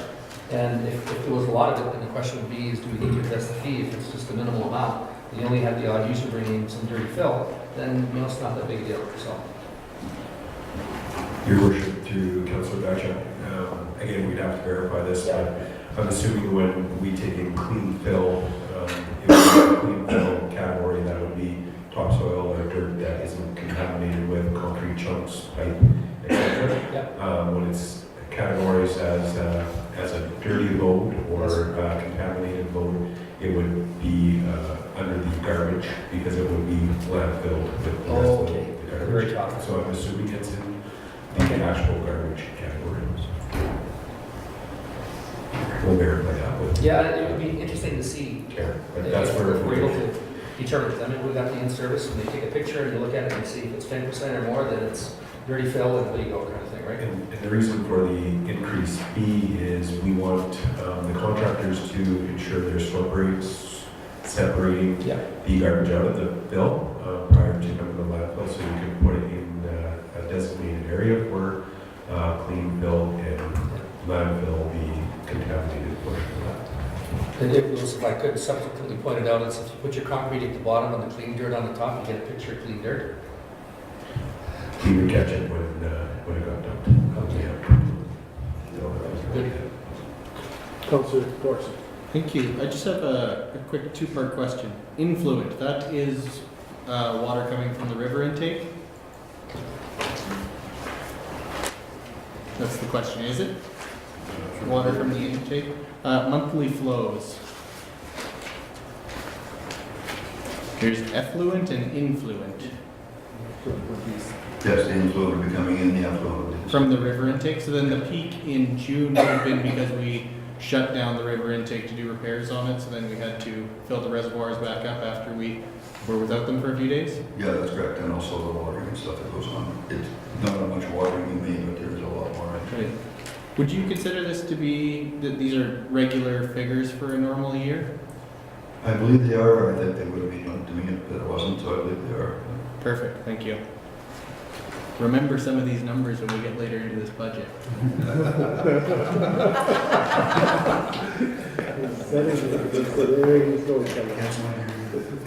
So any other questions? If not, thank you very much for that report. Dave? This is some numbers to work with. Moving on to item 5.2, sanitary service augury camera rate proposal. And I'll let the city manager. With Karen being wasted today, Dave has volunteered his services to answer this one. Excellent. Thank you, Your Worship. So this is a, just an information package and it'll be coming to council down the road to future meetings here. It's to increase the average cost of a water or a sewer camera that the city performs. And in 2014, we increased the rate for the first time in 12 years. And current rate's 170 for regular and 340 for after hours. The camera inspection fee is 190. If we're called in to do it, we usually do a sewer auger if required before we do the camera also this time. So basically, it's just to cover our costs for a 2-hour job for a 2-man crew with the equipment. So that's a truck and everything also, and the camera equipment and the 2-man. So these are the rates that we're going to be bringing to further council meeting. All right, I just wanted you. Questions? I do have a question. Yeah. I didn't quite write fast enough. So I guess it's here. It's 2014 was the last rate increase, and prior to that, it hadn't happened in 12 years. So, That's correct. okay, that gives some, because I'm sure somebody will call and say, boy, I haven't used the truck since 2002, things have really went up, but as we appreciate, things have gone up since 2002, so, no. Councillor, Thank you, Your Worship. I'm not sure I fully understand what this is, to be honest with you. So, my parents have an older house, and it's got like a trap in the basement kind of thing where things can go into, and at one point, one of my brothers or me, I don't know, threw a troll down there. And this plugged up the system, and it led to backups and things like that. So then this camera would be used to go into the house and camera out to see if there's something between, that trap and like the sewer in the street kind of thing. Yes, thank you, Your Worship, through Councillor Jorgensen. What happens sometimes is there's sags in the lines, there could be anything, breaks, roots will infiltrate the line also at some point in time. So the camera is used to go from the homeowner's outlet and out to the street to see if there are any concerns on the line. Okay. So just one follow-up to that. So then if there's an issue that's on the property, then they would have to pay for it, but if it was not on their property, would they still have this charge? Like No, if sir. it was in the street part of the, I'm just saying where the property line ends, is that where the charge ends? I'm not sure on that. I'll find out from Karen to verify for you for sure. I would think it would be, depends where the troll was stuck. Depends what they brought back. My question was just saying that if it's an actual tree root that is causing the backup, but it's not on the resident's property, that should be an expense to the resident, I would think. I can do, but I will definitely find out for sure. I can speak from personal experience with the tree problem. And no, the city came, checked everything out, and it was on the city side of the property line. And I was not charged because it was on that side. So I wonder if the troll will actually. No, so just to be clear, if it's a kid putting a troll down the hole, then, the resident ought to pay in that scenario and be angry at their children. But if it's a tree route not on their property, then yeah, I think that, there should be some form of. We'll send it over here. Yeah. So, Your Worship, is this the camera we purchased last year? When you talk about Summers and Capital buying a camera to inspect the lines and so on and so forth, or is this an existing one, or? We purchased a manhole camera last year. Oh, okay. And that was the one that you put down the line and it's used to put down the line. Okay. It's a lot more convenient. It eliminates the confined space entry. Okay. Which is different from this one? That's correct. This here is a camera line. It's 200 feet of cable with a remote, and the camera and everything is in the room when you're doing the camera. And it's got a camera head right on the line. Thank you. And this travels with, I believe, the hydrovac truck that the city owns, is that a separate unit? This is a separate unit altogether. This is actually right inside the home. It's on a reel. It's got 200 feet of cable, about 5/16 in diameter, and it's on a reel that the employees take in themselves. Okay. Any other questions or comments? We'll look forward to a little bit more information from administration just to answer those few questions, because I think the real question is the rates, and I think the rates reflect what's currently happening in the economy with costs. I think that's really what you're asking, is to recover the costs that are truly being incurred by administration to service our residents, and from that perspective. That is correct. Any other questions? Thank you. Thank you, Dave. Before we move into item 5.3, I'm wondering if we should take a very short recess of about 5 minutes. I'd look to council for direction. Move that we have an indoor recess. 5 minutes. Councillor Diachak, seconder. Councillor Fagin, all in favor? So we'll adjourn for 5 minutes approximately. Keep it short.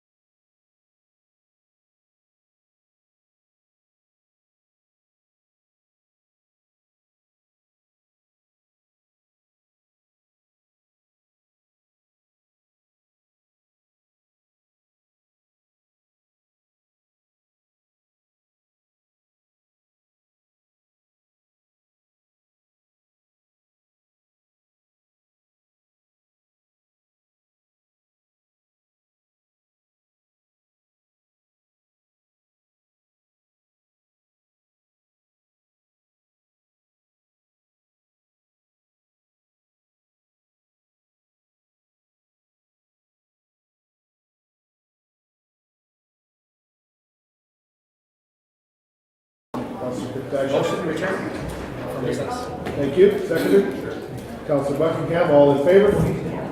Opposed? Carried. I move to agenda item 5.3, 2018 City Budget Draft 2.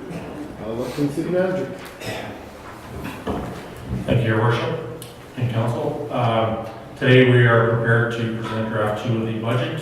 Administration once again has done a wonderful job putting this a lot of information together, as you've seen in your light reading over the weekend. I guess how we would like to see things move forward today is present the PowerPoint presentation. If you have questions pertaining to the individual slides, Adele and Brooke will be able to answer those questions pertaining to those slides. Any detailed questions when we talk about operating and capital items, we would have to leave them to the end of the PowerPoint presentation. We have asked our senior managers as well as our executive leadership team to be here today to answer any of those questions that you may have to those individual items, if that works. To get things started on PowerPoint, I'll ask Brooke to come forward and start.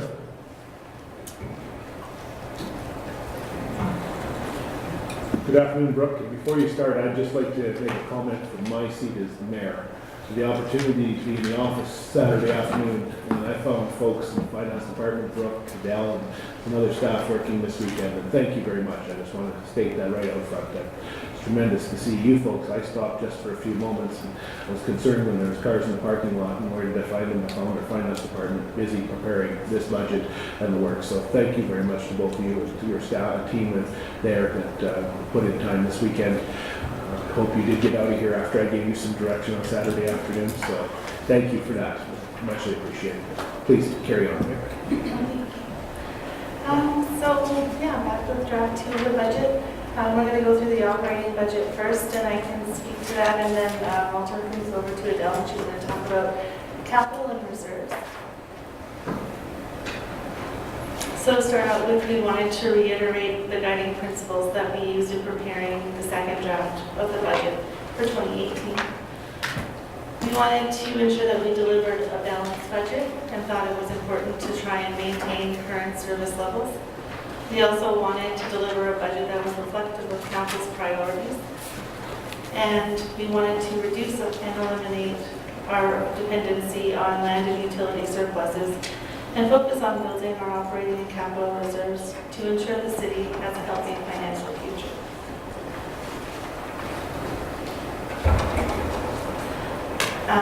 From the first draft, we also wanted to reiterate some of the challenges that we've experienced in preparing a balanced budget. When we look at the operating revenues, we've seen a decrease in some of our revenue sources, such as operating grants from the provincial and federal level of government. And whenever we do experience a decrease in revenues, it's always a challenge to try and find additional revenue sources or increase existing revenue sources or decrease operating expenses to make up for that loss. In the past, we have depended on land and utility surpluses to supplement our operating costs. We realize that a more sustainable revenues are needed to fund operations and have made that a priority for our 2018 budget. Another challenge we are facing is that property taxes have not increased proportionately with the increase in our operating expenses over the last number of years. And that's one of the reasons that we're proposing to increase property taxes for 2018.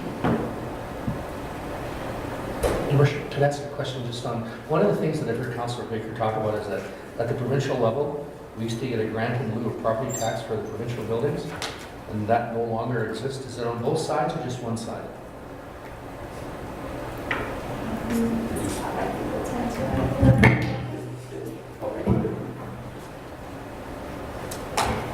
Your Worship, Councillor Nugent, to my knowledge of this, Alberta for sure, I can't answer on Saskatchewan.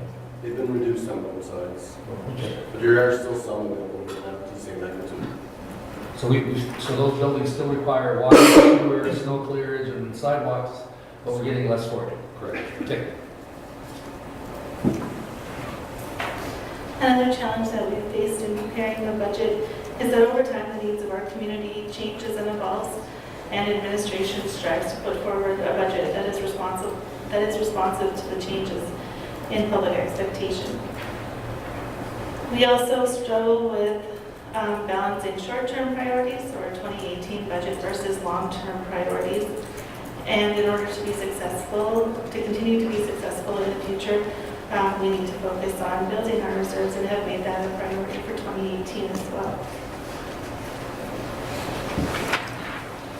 So this was a graph that we showed in the draft 1 budget. The orange line represents property taxes, actual property taxes over the past number of years.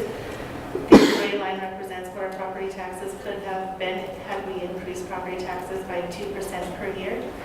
Well, we also wanted to add total expenses to this graph to show that the increase in property taxes over the years has not been proportional to the increase in our operating expenses. And so that's one of the driving factors in proposing the property tax increase for 2018.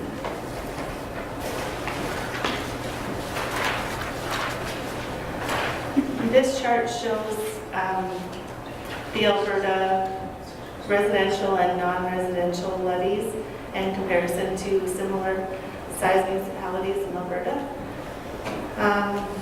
The blue represents the residential mill rate and the orange represents the non-residential mill rate. So as you can see from the chart, Lloydminster has the lowest non-residential mill rate and the second lowest residential mill rate and lowest overall mill rate of comparable cities in Alberta. We also wanted to point out on the graph where Lloydminster would be with the proposed taxes that we're increasing for 2018. So you can see that we would still be in about the middle of mid-sized cities in Alberta. And to also point out that this chart doesn't take into consideration that other municipalities of comparable size will also likely be increasing their property taxes in 2018, and so that may change where we fit on that scale. I know this comment comes every time we see one of these things, but someone has to say it anyways. I appreciate these things because they can put things into perspective, but when you consider the city of Lloydminster, we know charges more for water than it has for expenses, and the net profits go towards funding operations.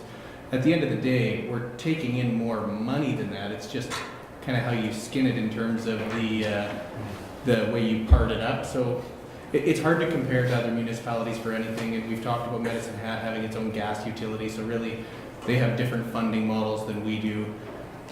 As much as this is meaningful in showing we're comparable, at the same time, the big picture tells the whole story. This only tells one small part, but I still appreciate the perspective anyways. Thanks. Thank you. We also wanted to try to do a comparison of how Lloydminster fit with other municipalities in Saskatchewan. And we couldn't use mill rate as the basis of comparison because the municipalities on that chart all calculate municipal property taxes differently. So what we did was we took a house valued at $350,000 and then calculated how much the property would pay in municipal property taxes. And so you can see that Lloydminster is the second lowest of the Saskatchewan municipalities that we've considered. And with the proposed tax increases for 2018, we would be around the middle of the mid-sized cities in Saskatchewan. But again, this doesn't take into account that cities in Saskatchewan will likely be increasing their property taxes in 2018 as well. Just another thing as an observation is that I think there's a bit of a myth out there. If you keep your taxes low, people are going to move in like crazy. And I'm not sure this would actually say that's not true. Because the fact that we have the lowest taxes near the bottom, we don't have people and businesses coming here and knocking down doors to develop as well. So I think it's important to tease that one out as well.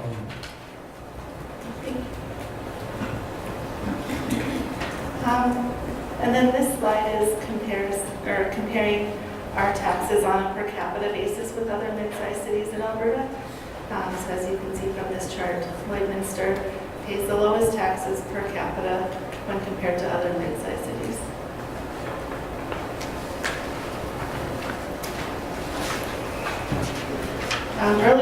Earlier when we talked about the challenges in preparing a balanced budget, we talked about how we've experienced a decrease in some of our operating revenues, and one of the sources of the decrease came from operating grants. So this graph shows a history of our operating grants over the past 10 years. And you can see from 2014 to 2018, there's been a constant decrease in the amount of operating grants that we've received from the provincial and federal governments. And so again, it's just been a challenge to try and either make up those revenues elsewhere or reduce expenses accordingly.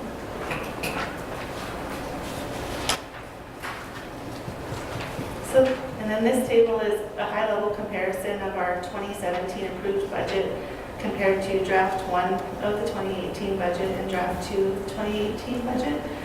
And then the variance on the right-hand side is the change between draft 1 of the budget and draft 2 of the 2018 budget. So when we look at revenues, our total revenues have decreased by approximately 2.1 million. The biggest driving factor in that decrease has been a decrease from the transfer from reserves, which we were anticipating using a portion of our 2017 operating surplus to help fund our 2018 budget. But with some changes that we've made in expenses, we've been able to reduce that reliance on our 2017 operating, or anticipated 2017 operating surplus.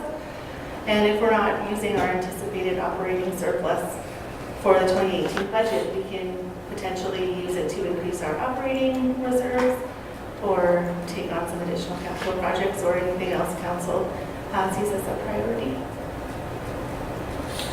Our capital levy remained the same from draft 1 to draft 2, and revenues have increased slightly.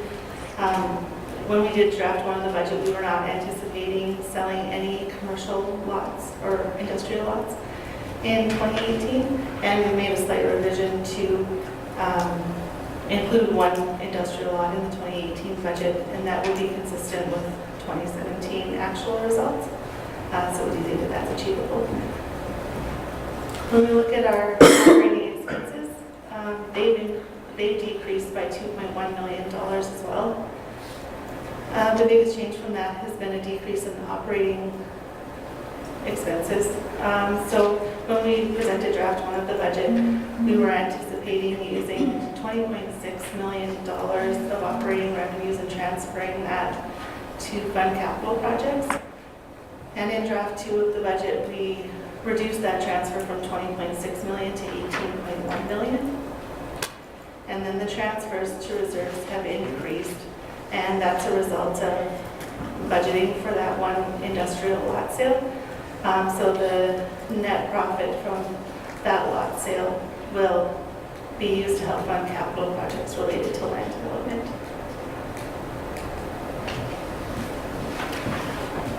We also wanted to provide a more detailed breakdown of our revenues and expenses, and we've broken it down by fund.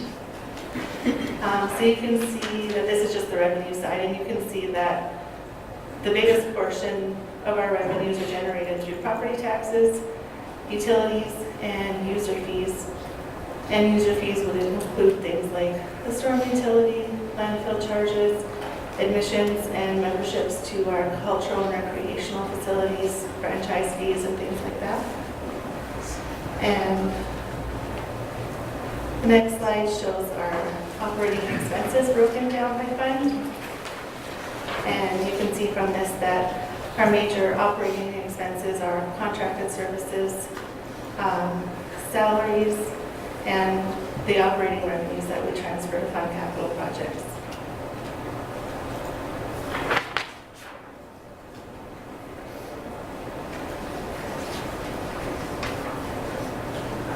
In preparing draft 2 of the budget, we did make some assumptions, so we just wanted to reiterate what those were. The first assumption is that property assessment values have remained unchanged from 2017. The second is that council will allow administration to continue to use the capital levy to supplement operations, and that we can reclassify the levy from an operating to from a capital to an operating levy. We have also assumed that we can increase the mill rate and the commercial factor to collect $30.5 million in property tax revenue. In order to balance the budget, we did have to defer some operating projects to future years, and we've assumed that in doing that, we haven't impacted service levels.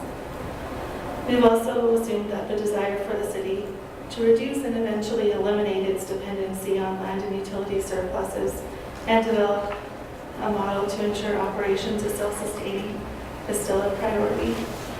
And lastly, we assume that we will eliminate our dependency on land surpluses in 2018 and reduce and eventually eliminate our dependency on utility surpluses over the next 5 years. The last slide that we have for the operation side of things is the cost of service. This is something we had included in the 2017 budget as well. And we just wanted to show how much of the average municipal property tax levy is used to support emergency services, which would include fire and police, and cultural and recreational facilities, and roads. And as you can see, a significant portion of municipal property tax levies goes to supporting emergency services and roads. And that was something that was identified as a priority to the community when we did our 2017 budget engagement process. So this tells me that the BioClean Aquatic Center costs more to operate than all of our arenas combined. Is that accurate? Because it shows $128 for BioClean, and then Lloydminster Arena is $75. Am I reading that right? Thank you, Your Worship, through to Councillor Diachuk. So what it shows is that the revenues that are generated by the facility, less the expenses. So property taxes are supporting more of service center than they are for the arenas. Okay. I didn't say it quite as articulate Sorry. as you did, but yes. So when the operating and capital budgets are posted on the website, there is an additional appendices for the operating side of things. We prepared a breakdown of revenues and expenses by job group, so it'll be something that will be available online for you. So that was everything for the operating side of the budget, and I'll turn it over to Adele to discuss capital and reserves. Thank you very much, Adele. Thank you very much, and welcome you up. And then we'll field any general questions from that point after Adele's finished her presentation. Thanks, Brooke. So like Brooke's done, and similar to the operating side of things, we're going to follow the same format to walk through the capital side. So we'll talk about some of the challenges in balancing, assumptions we've made to balance, and we'll conclude with a little bit of information on our reserves and our debt limit to provide you with some context to support your deliberations. So the first challenge in preparing our capital budget, similar to our operating budget, is we've noticed a decline in funding. So basically, we've noticed that grant funding has been more favorable to regional partnerships, meaning that provincial and federal grants have been more favorable to communities that are collaborating together to fund their capital projects. We've also noticed that a lot of grant funding is dependent on specific project types. So we have to invest a lot more time and energy into applying for these grants, and we have to meet specific criteria to be eligible for the grant funds. So we have to invest a lot more time and energy in order to receive those funds, whereas in the past, there were a lot more general funding sources that we could apply to more general capital projects. Other factors that have influenced our capital funding sources is the ability to transfer funds from our operating revenues. So our capital projects are very dependent on that transfer from operating revenues, as well as funds from our reserves and potentially debt. So from the expenditure side, we obviously are challenged with a lot of aging infrastructure. The minute we build a new building, a road, or replace a piece of equipment, we should already be planning on how to fund it in the future, because we will absolutely need to replace it moving forward. So even with a plan in place, we are very dependent on the funding sources to be able to carry out that plan, to be able to replace or enhance or invest into newer technologies. When we have lack of funding, typically we tend to cut our investment into newer technologies because it's the reality is you're limited in your funding, so it's very difficult to spring for a greater, a more expensive piece of equipment, for example, when you're faced with these challenges of funding. When we prepare the balanced capital budget, we're really aiming to achieve a balance between the different types of projects we do, whether it's a replacement, enhancement, or a new type of project due to growth, as well as balancing the different funding sources that can only be applied to specific different types of projects. So on this slide, we go over, to provide some context to everybody in the room today, we go over our 10-year history of capital purchases. Now this slide specifically demonstrates purchases or capital that we've constructed as a city. So we can see from 2008 to 2018, we have a little bit of an iceberg where our peak in assets that we've purchased or constructed was in 2013, and then we declined down in 2016, and now we're ramping back up in our proposed budget for 2018. And that's mainly due to aging infrastructure that we just can't defer, hold off on replacing any longer. Assets like the landfill compactor, street improvements, water and sewer main replacements, very scheduled replacements that if we don't choose to do these and if we choose to defer them, we risk incurring more repair and maintenance costs down the line. And sometimes to fund those emergency capital projects can be much more costly than choosing to replace them sooner. So on this slide, this is a different type of asset. Now, a contributed asset is, when we talk about contributed assets, they're really assets that are developed by a third party and then turned over to the city. So unlike assets that the city constructs or purchases, these assets, such as roads, water mains, wastewater mains, these are built by a third party and then they're turned over to the city. So then it becomes the city's responsibility to maintain and fund the replacement or improvement of these assets down the line. Now this exposes us to a little bit of risk because if we're not accounting and integrating this into our capital plans, along with what we intend to construct or purchase, we may be in a position where we can't fund some of the projects that we do want to fund because we do have an obligation to take on these contributed assets. Adele, can you Yes. back up for just a second? Just because I think it's the only time that'll come up. You know how you get years where it's flat and years where there's peak? Is that because the transaction really only happens once every couple of years? Like it's accumulated for a few years and then we'll do a transaction like, I think the end of 2016 there was $17 million or something like that that was accounted for on our books, but it was otherwise in the ground for the last 2-3 years. So even that figure doesn't necessarily show you when it was put into the ground. That's merely when it was accounted for on our books after warranty had passed on it. So developments as well. Yeah. Yes, thank you, Councilor Thorson. That definitely explains it. We, as you can see, we only account for it in the year that it happens, and you can see in 2012 and 2013 there's a flat line, but we really know that a lot of development was already in the ground, and it took about 2 years for it to be complete, and once the warranties are completed, and then we can account for it on our books. So it's about a 2-year period.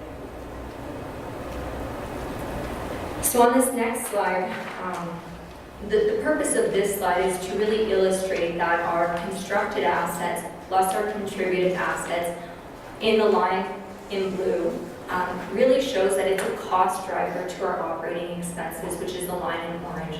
So anytime that we acquire a new asset or when we purchase a new asset, construct a new asset, we're actually driving our operating expenses higher because over time we're going to incur costs like maintenance and repairs.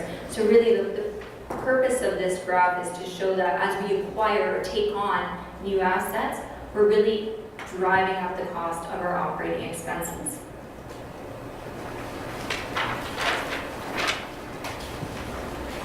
So how do we fund all of these capital projects? Well, one of the biggest ways, the most sustainable way to date has been through provincial and federal capital grants. So as we can see in this graph, they've actually declined from 2009 to 2016, and I mean it's iterative of the economy. They're providing a lot less grant funding. The reason why we're seeing a peak now in 2018 is because we have invested a lot of time and energy applying for specific grant funding that's applicable. We've met the criteria for specific projects that we intend to pursue.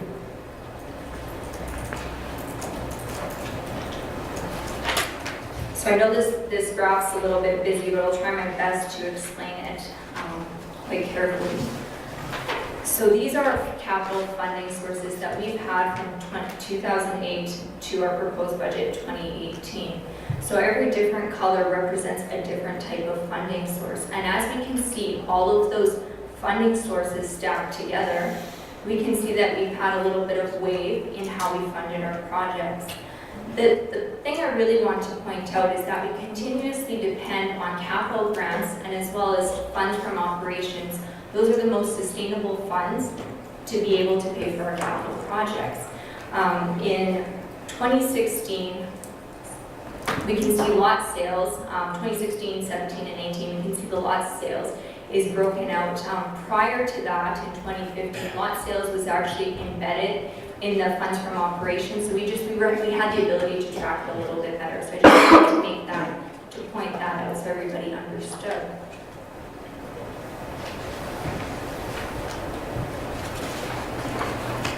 So now we can see our proposed capital budget for 2018. So along the left-hand column, we're going to go through the funding sources to begin with. We have our funding sources starting with our capital grants. We've split them into two different sections, our prior year grants and our current year grants. Then we have our transfers from capital, land sales, trade-ins, and then transfer from operating reserves. So the variance that we're experiencing from the first draft to the second draft is mainly due to our carryover funding from previous year's grants. Now at the time of the first draft, you can see a big difference there. I believe I have the figure here. And it's about $4 million. The variance is really due to the fact that at the time we prepared the first draft, we had not done a complete assessment as to how many projects. It wasn't a complete and full assessment. We had done a rough estimate as to which projects we would be carrying over.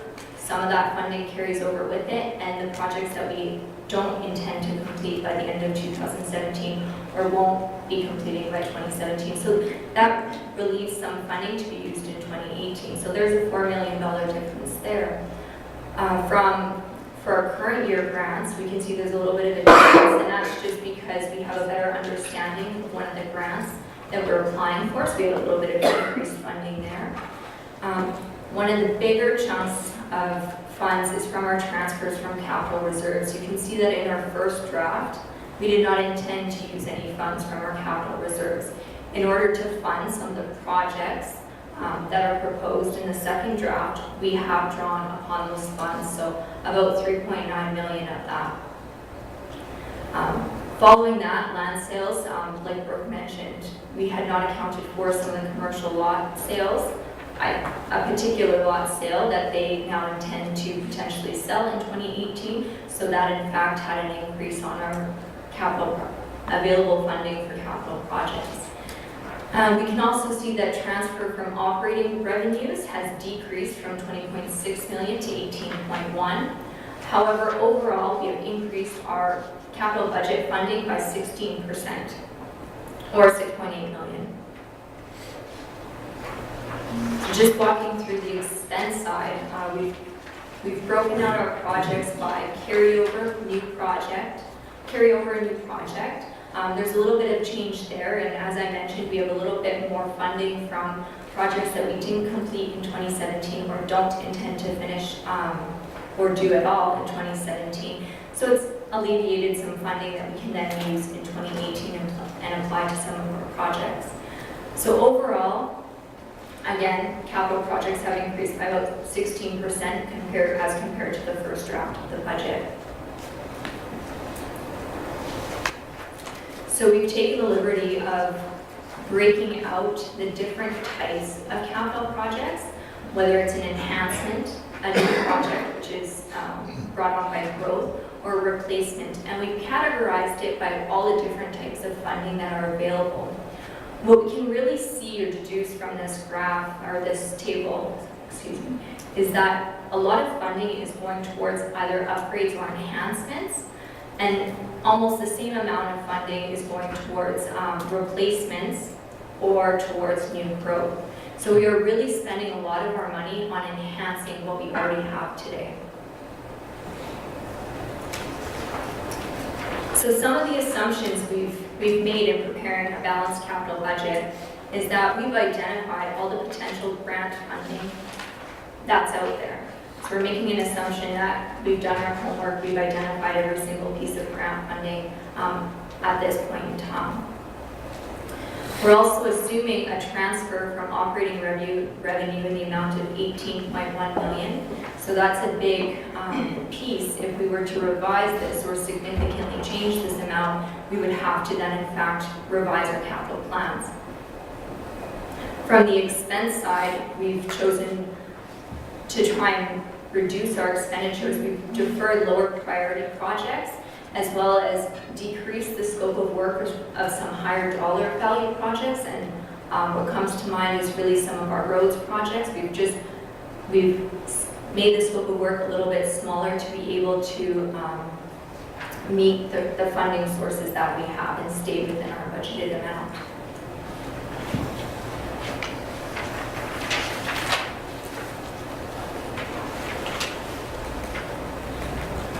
So like our first draft presentation, we continue to discuss sustainability and its importance and relevance to our city. From a financial perspective, to operate sustainably would be to really limit our exposure to short-term volatility in funding sources. To be able to support our current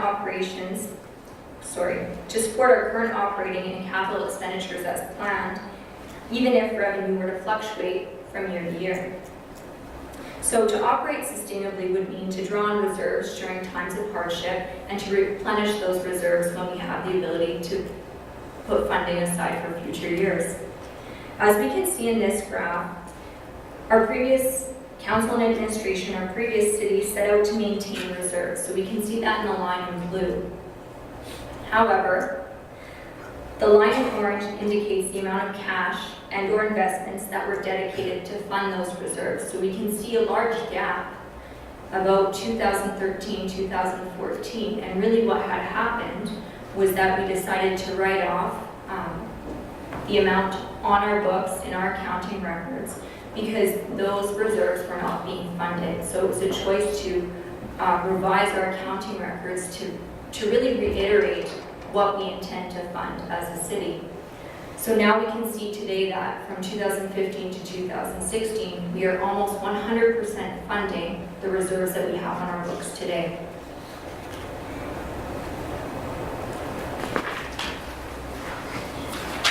So comparable to the previous slide, this graph illustrates the difference between the capital reserves and the operating reserves. So as we can see that we put a lot of effort into maintaining our capital reserves, and we don't have a lot of funding or a lot put aside for our operating reserves. Now we've established a municipal stabilization reserve to be able to fund operations during times of hardship, but we haven't been able to contribute, as we can all see, a lot of funds to that yet. So the operating stabilization reserve would allow us to draw on funds and put them towards general emergent items. And when I say that, I think of, if we get a lot of snow sometime, we'd be able to draw on those funds to plow all that snow rather than taking it from our existing operating budget. If we had the security of specific funds to put towards emergent items, we would gradually reduce our dependency on that operating budget.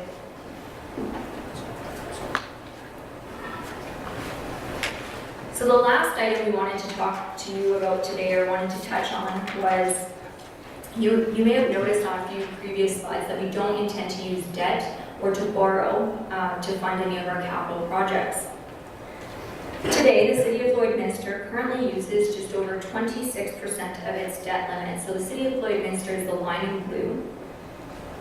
The average debt used by comparable cities is just about 38% today. So that's the line in gray.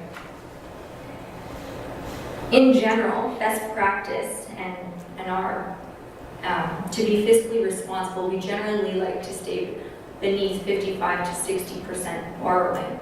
So we can see there in the line in orange, those are cities who are comparable to the city of Lloydminster who have borrowed, at the higher end of their debt limits.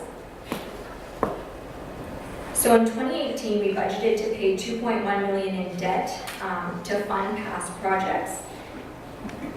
Those funds, because they've been spoken for and that we have to pay down that debt, we are not able to use those funds for newer projects related to growth or related to replacement. So it's just something to think about. So building up our funding reserve, eliminating our debt, and focusing on sustainable practices will definitely build our foundation for our community tomorrow. So thank you for your consideration of our second draft of the proposed budget. We look forward to any questions that will support you in your deliberation. Thank you. Thank you, Adele. Could you repeat that last piece on the 2.8 million? So you said we can't put it in reserve because we're going to be using it. This one's sitting right by my right ear and swung by the left. Okay, say it again, please. Thank you, Your Worship, through Councilor Dynacher. I was talking about today, we are budgeting to pay down $2.1 million worth of debt. Yes.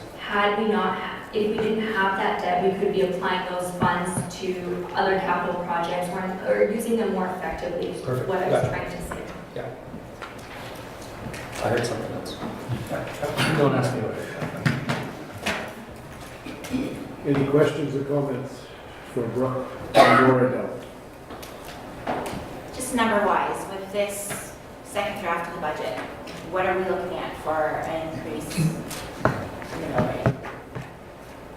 I'm going to pass that question on to either Brooke or Scott. I can speak a little bit better to that. Thank you. To Your Worship, to Councilor Moreau. Right now, currently, we're still making the same assumption as our previous draft. So it still will be the same percentage. So we're looking for the 30.5 million municipal taxes as we did in the first draft. Okay, thank you. Because this is all really great information, but the bottom line that the residents want to know, right, is how much it's going to cost them. But I mean, this is excellent information that justifies the why and the how and the history of everything. So thank you very much, because I know a lot of hard work definitely went into this for us. So thank you. Thanks. Councilor Torres. I just have a quick question in regards to the debt limit.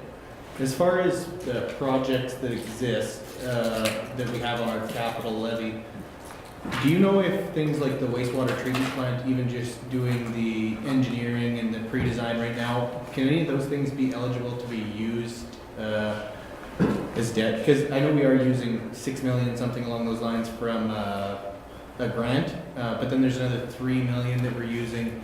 I'm just curious, I want to say 1.6 million of it is transferred from a reserve from a prior year, and then we're going to raise the other 1.2 million through property taxes. I'm just curious if that 3 million bit, if it's possible to put that as long-term debt, theoretically. Because there's no tangible asset yet. That's why I'm curious. Thank you, Your Worship, through the Council Torsen. We could use debt financing to pay for the additional $3 million of the wastewater treatment plant that isn't covered by the Bills Canada grant. The only thing with debt financing that we need to keep in mind is that we do have to finish the project. The project has to be completed before we're allowed to apply for borrowing, so we would kind of finance it with reserves or something in the short term, and then replenish the cash that we've used with the borrowing. So it would be more or less like bridge financing for that period until you get to the point where you actually apply for the whole loan. So if it takes 3 years to build, you would actually be doing bridge financing for a very large amount over that time. Mm-hmm. Correct? Okay. Okay. Oh, one other question. Your debt limit is calculated based on property taxes, correct? Or is it based on total revenue? Thank you, Your Worship, through Councilor Torsen. Our debt limit is calculated based off of revenue. Municipal affairs kind of dictates how the calculation goes. So they look at our audited financial statements. They kind of normalize revenues a little bit, so we take off contributed assets, we take off capital grants, and then the remaining revenue, you increase it by 1.5, and that's your debt limit. You also have to be within your debt servicing limit, which is a quarter of your normalized operating revenues. Okay. Perfect. Thanks. Any other questions from council? There's been a lot of information presented there, and we haven't even got into the operation, and this is the high-level side of the budget. But certainly, administration has looked at different options and looked at, based on the direction that we have given, certainly looking at reducing the operational income from items that we believe should be going into reserve. And, it changes the course of the picture quite dramatically. And, some of the charts that show us some of the decisions that we will have that opportunity to influence as past different directions would lead to a different result today, as we always know that. So it makes it a little bit more information for us to work with. Councilor Torson. Thank you, Your Worship. Just on the high-level side of things, the other thing that I was wondering if the finance team considered, or I don't know if there was direction at some level from our strategic plan as far as weaning ourselves off of utilities. I can totally understand weaning yourselves off of land sales right away because they're erratic and hard to predict, so you really can't rely on them for anything. But the weaning yourselves off of utilities over 5 years, what would the difference really be if you did that over 7 years? You would still be accomplishing the same goal of achieving sustainable funding sources. It's just a matter of how quickly and how hard you rip the Band-Aid off. Thank you, Your Worship, through the Council Torson. The 5-year time period was something that was established in last year's budget, but that's certainly open to change to whatever council would prefer to see. Just as a comment, the calculation I did, which could be a little bit off, it's just a difference of, I think it was something like $500,000, somewhere around there, I can't remember. I wrote it down somewhere. Yeah, maybe it's 400,000, but still, when you get to these kind of increases, wherever you can find a way to change your strategy to, make it a little bit less painful, I think the residents would appreciate. Obviously, it wasn't their choice to, well, I don't want to get into it. We are where we are today, and the steep increases that we're looking at are not looked at favorably by the public, and it's, important for us to take a leadership position on pointing the city in the right direction, but we don't necessarily have to, dive in head first. Thank you. Thank you, Councilor. Any other comments? Councilor? I just add, I really appreciate the detail and the work you're doing into this. Again, it's like a light year or more further from where we were a year ago, and I just feel so much more comfortable being able to look at these numbers, review them, and see the impact that's coming out of it. And I think, again, there's, the assumptions going into this are in the document, and it's supportable based on kind of the assumptions that are there. And that's the part for me. It's not like, I don't know why that's there, or I don't know why that's there. It's pretty clear as to why the pieces are in there. So I really appreciate that from the standpoint to be able to walk through it and make sense from it. And so well done. Good on you. Thank you very much. Councilor Torson. Thank you. I just want to make it clear before we get into the details of the other things, because the wastewater treatment plant really stands out as being kind of the big picture. I'm not at all averse to using long-term debt to do that particular project because of its useful life. You run into situations where you take out debt for a water or a utility replacement that might only have a lifespan of 10 years. That doesn't make any sense. Or a building that has a 40-year lifespan and you pay for it over 60, something ridiculous like that. But if we can, get something that we want right now and don't have to pay for it all right now, that's a good thing. That's why you take out a car loan sometimes. You need a car to get to work, so you take out a loan to get it.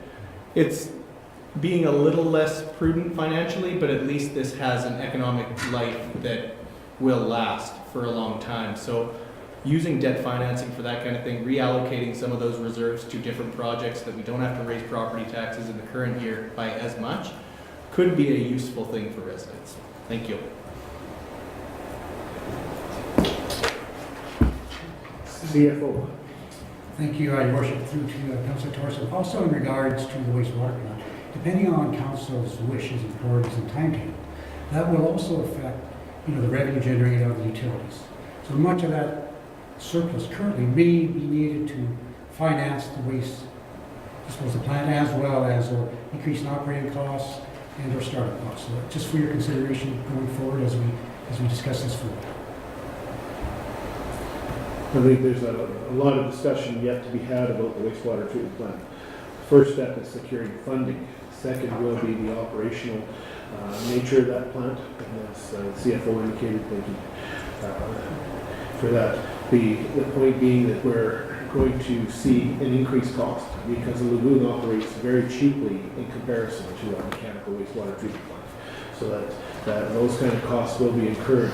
And looking in a crystal ball, use that terminology, is that profit we see today in the water and wastewater utility may simply be the cost that covers to do our wastewater and water treatments going forward in the next 10 or 20 years. So there's really a nifty saw by that weaning ourselves today as being proposed, if that's the word we choose, that money will be there, and hopefully within reason the water and sewer bills and water and wastewater bills that people receive will not see a dramatic increase because that money is where I believe it was intended to be, but it hasn't always followed that pattern. So today, this council is challenged with the decisions, not necessarily today, but leading into this budget, which direction do we want to take? Because simply there's going to be continued expenses. Those expenses are going to continue to grow. How do we allocate the reserves that we have and the resources that we have to deal with those? And I think that's the task that's been given to this council by the residents. And yes, there's certainly some hard decisions that are going to have to be made around this table as we move forward over the next couple of weeks of debating and discussing this budget. Because I've yet to find someone in our community that stepped forward and said, hey, I'm willing to accept a reduction in services. I think that's the first thing that I think about, because at the end of the day, I've heard very well, as councillors and members have, people would like not to see a tax increase, but the simple fact is, and one of those that I'll state now, is that there's not much the city procures on a daily basis that's gone down in price. It's the reality of the day.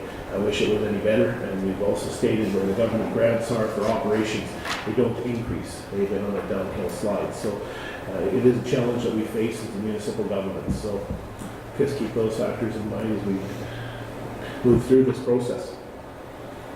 Any other comments before I look back to the city manager? And I think we'll then move into some more portions of this and try to have some discussion around capital items. All right. No, sorry. One quick thing. Just for the finance crew, I know it's extremely difficult, and you've told us so far that it's very difficult to compare the budgeted amounts for this year to prior years. However, even at a very high level for the individual departments, would it be possible to see this year versus last year, what's a major change? At least, on the really substantial ones, so we can see where the strategies have changed on the operating side to ensure that it fits with council's vision. Yeah, and if I could just add, I think one of the things that I was thinking about is that we've seen significant changes around organizational charts and staffing, and being able to demonstrate some of those changes around number of staff no longer, the different kinds of positions that we have and how that's morphed and changed where we're at. I think that's important. We heard we had a lot of top-heavy management. I think we've made some adjustments in that area. We've reduced the number of managers, changed roles. That kind of information would just be, I think, very supportive in terms of the kind of shifts and changes we've made. Yeah. Thank you, Your Worship, through to Councillor Diachuk and Councillor Thorson. Yes, I believe we can do some high-level analysis, but you bring up such a great point that we've had a big reorg that's occurred, so there's going to be some areas that we can't really compare. Yes, we can have arenas to arenas, yes, but if there's been a change in organization, then we're going to have to put a little bit of a write-up, and we're going to have to look at that with a grain of salt, because there's going to be some impacts and we're not really comparing the same thing. Yeah, and the exception being though, I think we had a number of people who were out of scope, management, and the number moved in scope, so I think some of those would be easy to get at. But again, you're right, I mean, now that they've changed, there's a different role and all that sort of stuff, I guess, but somehow to be able to track it, because I know we had a summary, we got updates, verbal updates as we went along, but I think those are changes that, again, credit to administration, and those changes are something going forward too. So whatever we can capture, I think would be important. Yeah, and I think we can do that on a very, very high level. Again, it's very difficult, and I'll give you an example. We've split out a part that used to be, so programming and special events, that used to be under every single rec facility, and now it's in its own area, whereas in 2016 or 17, it was not its own area. So now you're going to see a decrease in expenditures in some of those rec facilities, but you're going to see an increased expenditure now under this new line item, in this new job group or service area, whatever terminology suits you. So those are some of the challenges, and to capture every single item is going to be quite intense. So we can do it at a very high level for sure. Just being able to capture every single detail will be a challenge. And the only thing I guess I'm thinking is that when we go to do the 2019, this new data will be relevant. And you'll be able to do apples to apples with that. Absolutely. I think that's, I hate to say this, I'm already looking forward to 2019 because then we can compare. Because today we have no comparison. And that's a challenge. It's hard from this, as we sit here and we know how difficult this budget was last year and the amount of information we did get. It was very frustrating sitting in these chairs as council to try and see where things were at. We've got a great start. And as we start, we move forward. I think that's why I make that comment, Councillor, and I appreciate that. I don't get too far ahead. The bottom line is that when we can see, administration can see, and I think this is something that we can discuss openly, that administration and managers that are sitting in this room today will actually be able to have input in the budget that they're presenting. They're going to be able to defend that budget, and they'll be held accountable at the end of the year for that budget, which I don't think has happened in the past, and that's absolutely critical for us to reach where we want to go. If we want engagement and be held accountable, as we are as elected representatives to the city, we need to be able to ask administration to be able to hold them accountable and that they can defend themselves from the perspective that they had in. They oversaw it throughout the year. If it goes off track, there'll be explanations to it and those kind of things, rather than simply at a high level saying that's what was spent and not the answers that we were hoping to go down to. And I was just going to say the only thing now is we no longer have a deputy city manager. And so that, just even that senior org chart, it speaks volumes. So. Chief of Staff. Thank you, Councillor Dychuk. To the Mayor, to Councillor Dychuk, we can certainly do that corporate-wide overall, so we can certainly give you an idea of the rework, what the financial impact was during the rework, what changes that were made there, and then moving into 2018, what the difference in the salary, what makes that up. We'd be happy to supply that, even if it's not comparable like department to department, it would certainly be comparable salaries and benefits from one year to the next over the last few years. We'd be happy to supply that information. Yeah, and it'll set up the next year too. So exactly. And then next year, moving into next year, we can certainly, from team to team, department to department, have more comparables, but we'd be happy to do a report and get that to council on that information overall. Thank you. All right. CFO. Yes, thank you again, Mr. Mayor. Again, on the salaries, they make up around 40% of the budget. So you would have a pretty good idea of a large percentage of the increase and decrease or the variance between last year and this year. And what to bring this grading is done. All right. Any further questions before we dive into the real meat of the capital budget? Turn it over to the city manager. As you've seen on the weekend, the list of projects along with a detailed description was sent, and I thank all our senior managers. That was a 3-day project that we put on them to put that information together. And I think your worship stated last week it was very, very informative to get those project descriptions. And so I guess what I would suggest is if you have any questions pertaining to those individual items or project descriptions that were sent out, we will ask the the manager to come up and provide feedback or answer any questions that you may have. Certainly. The other thought I had was if we could just simply go through them quickly, just read what it is. If there's no one that has a question based on your email, we would move on so people would have an opportunity to see at least where some of this capital money's going to and that thing. It was the thought I had. So I know some councilors had questions and have a list. Some were submitted and some weren't. Would that be appropriate, just simply to say this is where we see, and I don't want to go into too much description, otherwise we'll get here all day, but if some of the people have their requested lists or discussion points, would that be amenable to council members at a committee level? Because I'm afraid we can get bogged down very quickly, so if you don't have a direct issue, we'll just simply roll by and we'll see it and say, okay, the description was there, we don't have any questions at this time. Sorry, just a quick question. At the beginning, before council meeting, you said that there was something with the city manager. Yeah, we'll have to bring that up in camera. Oh, okay. Sorry. No problem, that's all right. We tried to figure out how we could, it's not as simple as I'd like to do it. No worries. No problem. All right, so this is the presentation that the city manager shared with us late Friday or late Saturday. I'm not even sure what time on it, but if you want to just bring up item number, the first one, and we'll just, I know there was a couple in the IT section that had required inquiries. Anyone have any questions about the 911 voice recorder replacement as the voice recorder replacement? Keeps looking at me. Yeah, I know you're going to come up here. So I think second call. Okay, let's move on to the next item. The IT 911 voice recorder redundant server. I think Councilor Buckingham, I think you. All right. Thank you, Your Worship. So, in going through all these things, it appeared that we were going to already be replacing the main part of the 911 voice recording server this year, and then it came to the next one where we had a secondary to replace. Is it necessary to do both in the same year? Can we get away with doing one over the other? Obviously, the first one, I don't think anybody had any question on item number one in the IT for 911.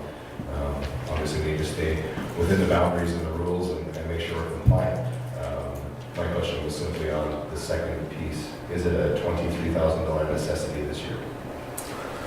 Thank you, Worship. To Councilor Buckingham. This redundant server plays into the other two portions. I guess the next 911 project that we'll see, which is establish a secondary 911 PSAP location. As part of the 911 standards, we need to have a secondary location where the PSAP can operate out of in the event of a major disaster, building inoccupiable. There needs to be an off-site location. And so at that off-site location, you need to also have recording in place, as that's a requirement for the 911 calls. So this secondary redundant recorder would serve two purposes. So it would be able to be in place for recording at that secondary location, and then as well it would be available as a backup for the primary recorder. Like currently we only do have one recorder that needs replacing.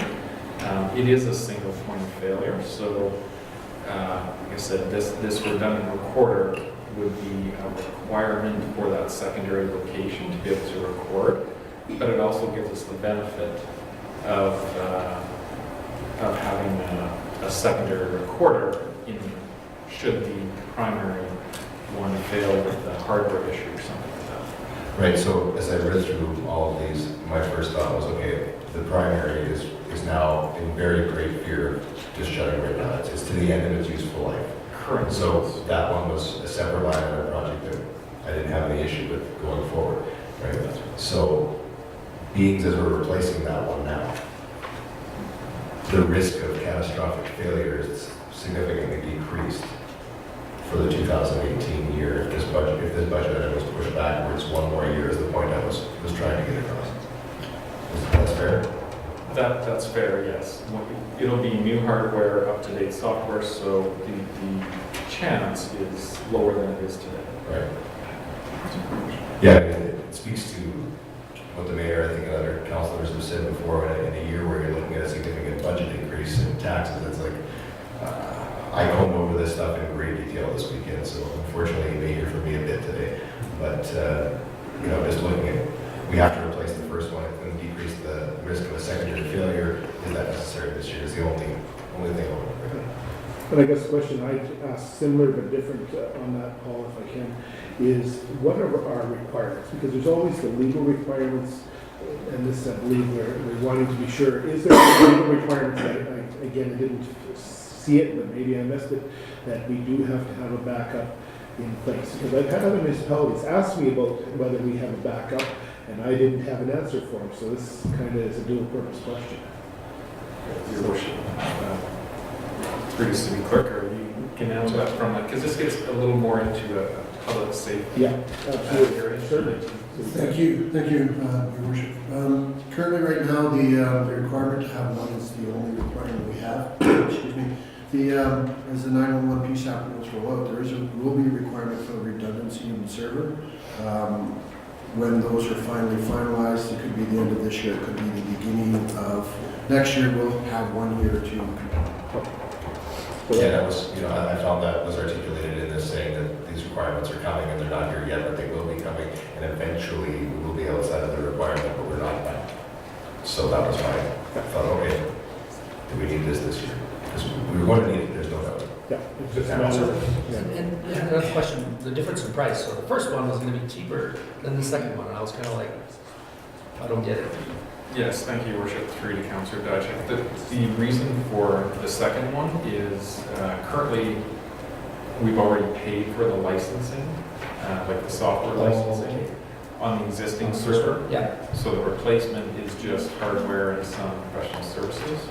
For the secondary one, they charge you licensing as well. So that's the reason for the difference in price. Thank you. Perfect. any further questions there? Okay. We can roll on to the next one, please. Your Worship, if I may add, just on the capital side, just to philosophically, if you reduce capital projects, they will not reduce the tax rate. What we've done is we've taken, what we do here is take a portion of the total revenue, which in 2017 was 25%, and it was about $20,600,000, and we've rolled that money back into the capital program. And so with what we've done so far is we've reduced that to 22%, giving us roughly $18.1 million, and Brooke and Adele both attributed that in their presentation. So what we would have to do is reduce the contribution to capital by reducing that percentage from 22 down to 21 or even 20 if you wanted to reduce the tax rate by cutting some of these capital projects. So just philosophically, by doing this, by cutting projects, we don't necessarily cut the one mill rate, the one mill that we've discussed so far. Does that make sense? It totally does. I mean, Not really, no. Sorry. At the end of the day, how do we pay for these items? Right? Is it coming out of, what form of revenue did we get the money for to pay for the items? No, that's right. What I'm saying is we'd have to reduce the amount that Adele and Brooke had said in the presentation from 22%, which attributed about $1.1 million. We have to reduce that number down further if you wanted to reduce the tax rate further. That's Okay. the point I'm getting across. Okay. And I guess we've attributed $20 million to capital in the past. This year we're only doing $18 million. So we've already cut our capital budget $2 million to bring that operational dollar down a little bit. So. Okay. Right there. Thanks, City Manager. I think that helps clarify. There's still, I think, some questions, but I think that helps answer some questions right here. Councilor? thank you, Worship.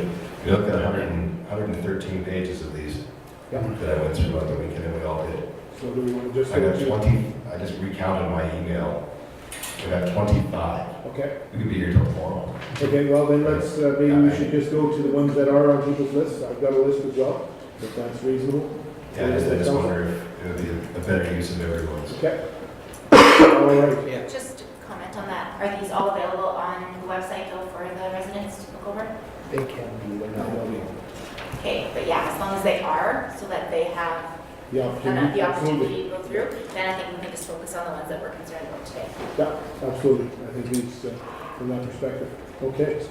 Well, then, I'm trying to figure out how we got, 3, 4. Just take go a in, turn? just go in Okay. order, taking a turn. And we might check your cross list off and our go list. from there. Excellent. Thank you, Paul. I think we might have you right back up, but I think that that's the case. Who wants to start? You want to start at that end? Sure, I think I have the biggest list, so I might as well try and knock off everybody. Okay. 1813212, which is the application software for the work order implementation for roads, parks, and water operations.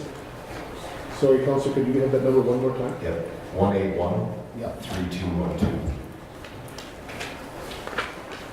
I think I pulled these all in order to the top of the I have bottom. that as recreation. Recreation software, yeah. Yeah, your worship, through to Councillor Buckingham, there's actually 3, so that budget line item, I think is 105,000 Yeah, this in particular capital, there's overall, in the overall capital item, but there's actually 3, there's 3 separate I had 2 of them underneath. Oh, I see. Okay, 2 1 yeah. minutes. So the So the first one was the application software for work order implementation for roads, parks, and water operations, which is a $30,000 request, that one. And the system enhancements for timesheets, work orders, and integrations, which is 10, 20, 40,000. Yeah, for that one. And then add to that one is the recreation software. So that's a replacement of our current recreation software. And so that total, in the budget, I grouped them under application software. So I guess in general, we've made quite a few, quite a large investment in software and improving our processes and efficiency of the use of software over the last couple of years, like putting the diamond in Westfield. These projects are just ones that have been identified to continue on. In the example of the work order implementation for roads, parks, water, and then the system enhancements, those are just rolling out functionality of those new systems to other groups or work areas. For example, like the work order implementation for roads, parks, and water operations. Currently, I think it's only the building maintenance group that uses that functionality. So that's rolling out that work orders for those 3 teams. Yes, we were looking through these things. I kind of had in my mind, looking at no matter which one we're going to come up with here, most of my questions were, do we need this or is it nice to have? You know, when it came down to the bottom line of things. So, I mean, that becomes my question. I mean, if someone says to me, you know, these things are going to increase our productivity tenfold, they're going to do this, they're going to do that. You know, those were mostly my questions behind spending the money on these types of things. Can we see a defined benefit? You know, unless we look at it a year down the road or 2 years down the road, can it be done without it?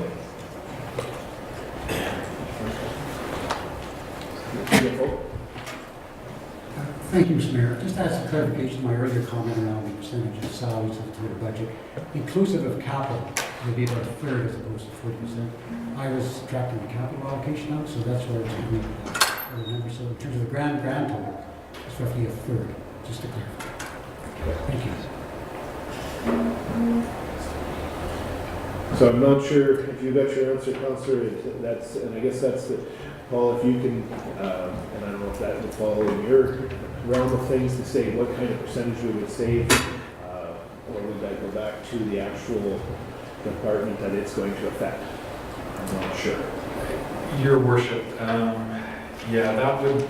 that's something that I can go back with those departments and try and put together to come up with, like an estimation of, well, by doing these work orders, it would save this amount of man hours, Yeah, I mean, and most of the times, these aren't questions that I need to have answered with the manager standing in front of us. These are things that I'd like to know before we're done.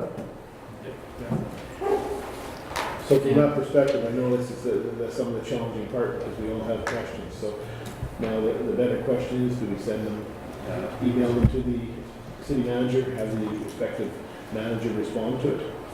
I think, if I may, Your Worship, I think that's exactly the right thing to do. I mean, this email that I have with these went straight to the city manager who can disperse those.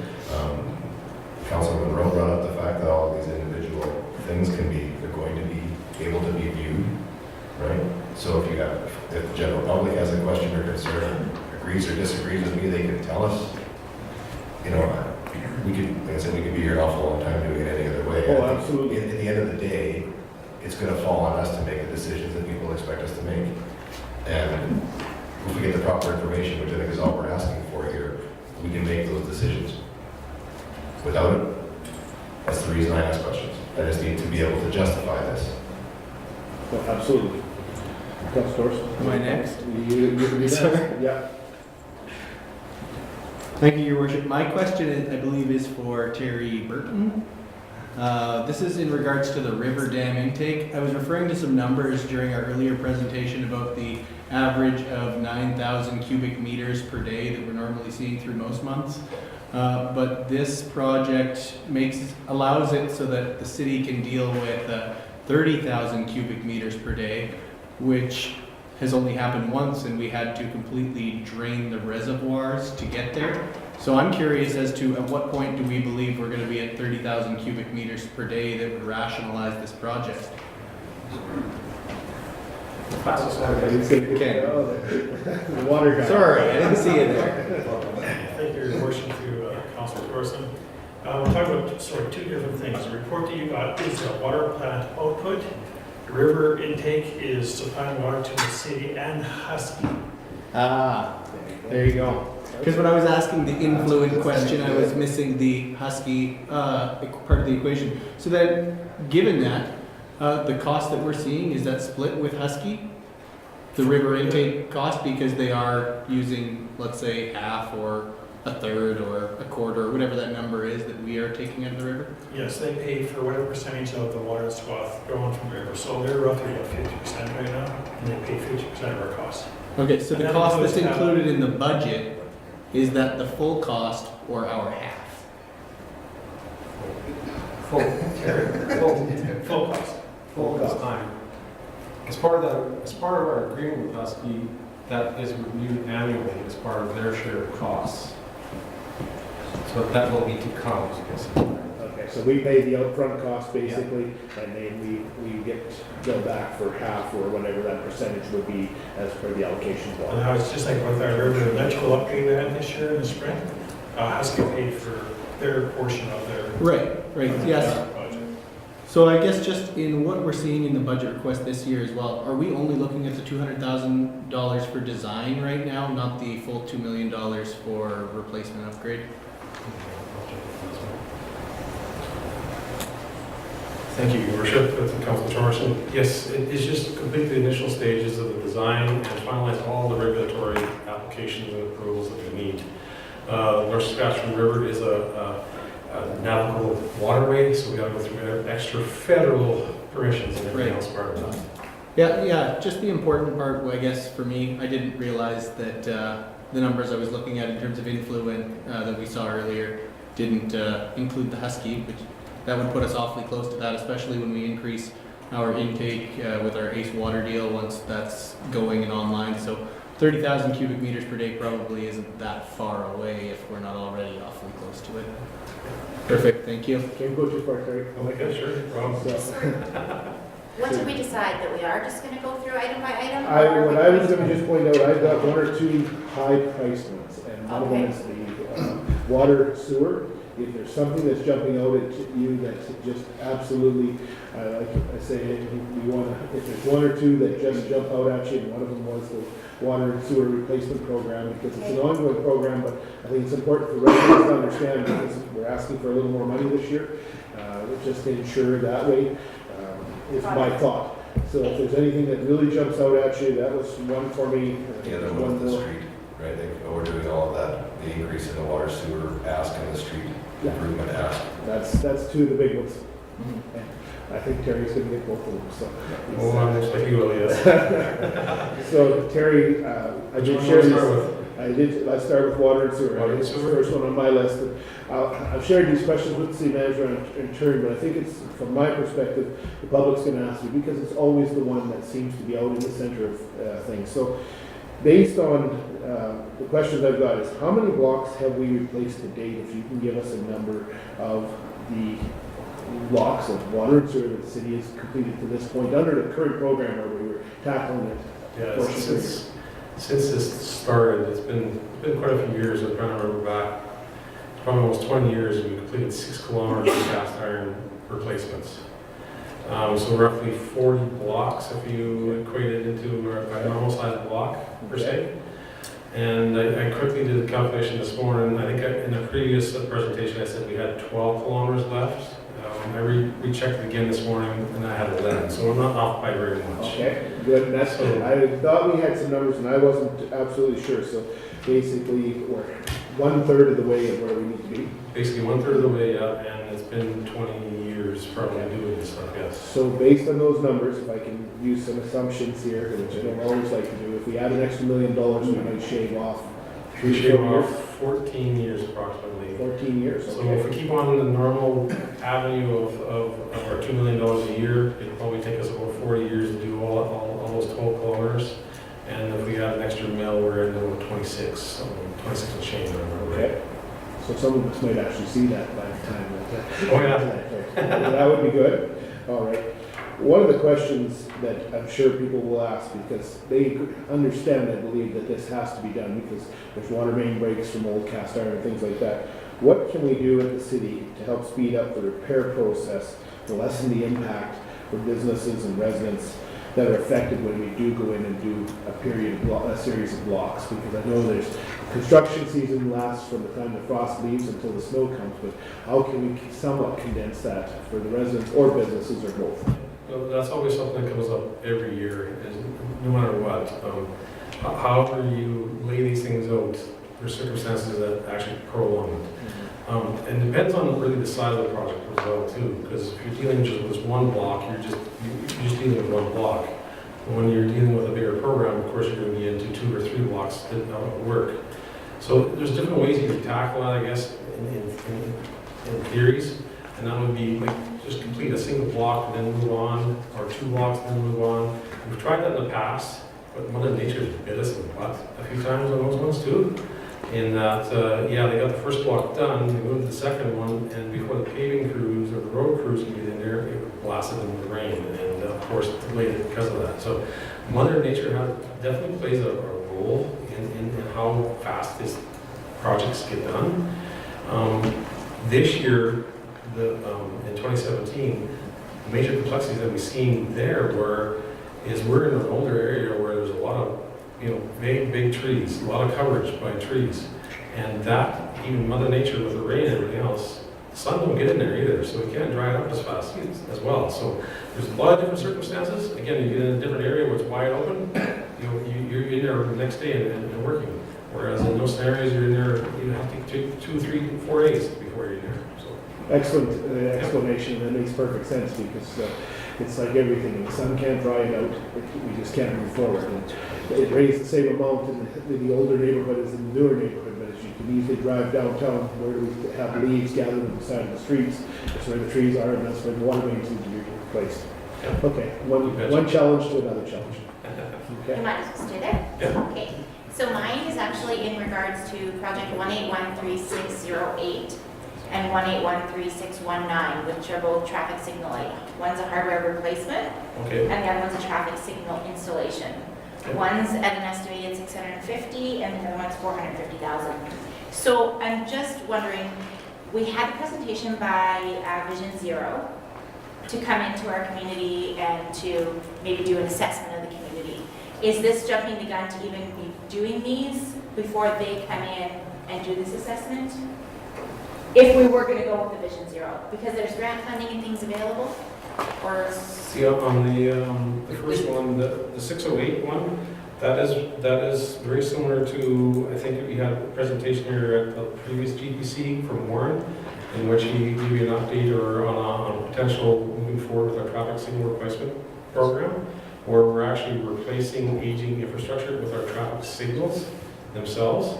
So on the $650,000 one, we are looking at, we're in 2018, we want to replace all the traffic poles at 62nd Avenue and 44th Street. right? They are basically getting at the end of their life. And the second reason on that one too is those center median standards that are sitting in that intersection. Right. You know, they get hit maybe once, twice a year at least, and take the lights down for the day or two before we can get them in to be replaced. So the life expectancy of these traffic systems can't be postponed even a year. It can be, in all reality, but you're just delaying that future impact of accidents that are happening and/or premature failure, or I shouldn't say premature failure, but the failure may be happening ahead of time too. We don't expect them to fall down by any means, but it's just to keep that cycle going. Your worship, this is very similar to our street improvement program and our water sewer replacement program. We did an assessment back in 2014 that said you need to do these upgrades over the next X number of years.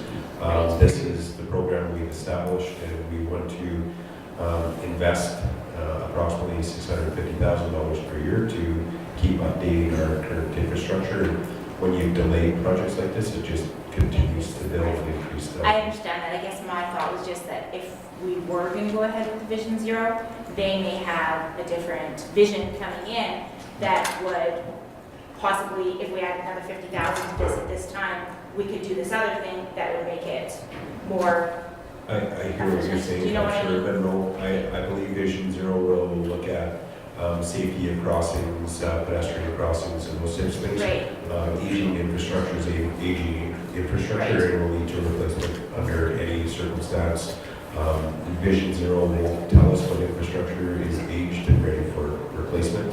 This program has already done that. Okay, so 1813619, the traffic signal installation at 25th Street and 59th Avenue.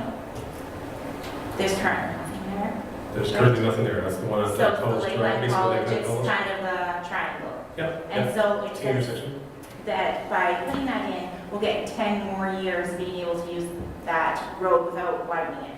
Yeah, basically when we completed the final design work for that section of 25th Street or College Drive, which ultimately will be a roundabout. We also asked them, what can we do in the interim? Because we know we don't have $10 million sitting in the bank to be able to pull the trigger on that just yet, and it's not needed yet either. So we had them analyze putting in a set of traffic lights, and how long will traffic lights help, or like for time-wise, and improve the flow at that intersection. And it was approximately 10 years that we can get out of life before we're looking at actually building the final 2 lanes and the roundabout at that time. So that was done in 2015, which I know was a couple years ago, but since then, like the increased traffic on 12th Street has increased tremendously. Are we having this kind of traffic on 25th Street as we once did before 12th Street was implemented? Because I know a lot of people are taking 12th onto 75th now, and the traffic has decreased significantly on 25th Street. I just don't know, is this an absolute necessity? I know what you're saying to prolong the life, but in the last 2 years, 12th Street and 75th have been used tremendously more than they ever were before. The only thing I can say is that if you're any one of the school systems coming in from Lakeside or College Park out of there, bringing a bus in, you can sit at that intersection right now where those streets are slippery for a long time. You just don't have the traction to be able to make a move and get out of there. And that traffic along College Drive, you can sit there for a long time if you're trying to get out of the left-hand turn. Right. And I've watched people sit there and you're just going, oh my God, like, how long are we going to wait here?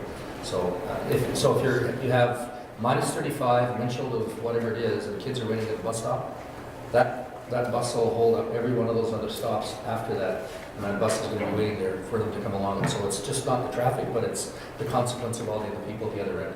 Great, and I guess it's good just to have that clarification, so that when the residents see that there's a $450,000 price tag put to this set of lights, why did we do it? Well, this is why. We at least have that justification to explain to the public, right? And I do believe we had looked at this last year as well, and it was postponed until this year, so that's why it's back on the table. I think the administration may have thought that this would be, I don't think we saw this one. I do have a bunch of $15,000 ones and such, but I'll leave them just for you. So, Counselor, around, should that exceed, is there any? How come he butts in? It's his turn. No, it's not, it's his turn, I know, he's getting ahead of the game. Counselor. Okay, yeah, so three quick ones. One is around the capital planning priority, and so we've talked about doing a study, $100,000 study, and it really, for me, that was asset management coming out of there. So my understanding is we bought Diamond, we're gonna have asset management software, but we're gonna hire someone to do a master plan as to how to use the asset management. I was like confused by that a little bit, because I think we can enter those parameters on ourselves without doing $100,000 if Diamond has the filters in place. Yeah, this, Jerry, if you could, if I could interrupt, Counselor, could you give the project number so we can get it? Okay, it's 181-3601. yeah, it's the first one, if I remember right, yeah, my group. Thank you again. On that one specifically, we just completed all our master plans in 2015, which adopted in principle this year. But in those master plans, they also identify a lot of projects, right? We're talking hundreds of millions of dollars worth of projects in the short-term, long-term, or medium and long-term timeframes.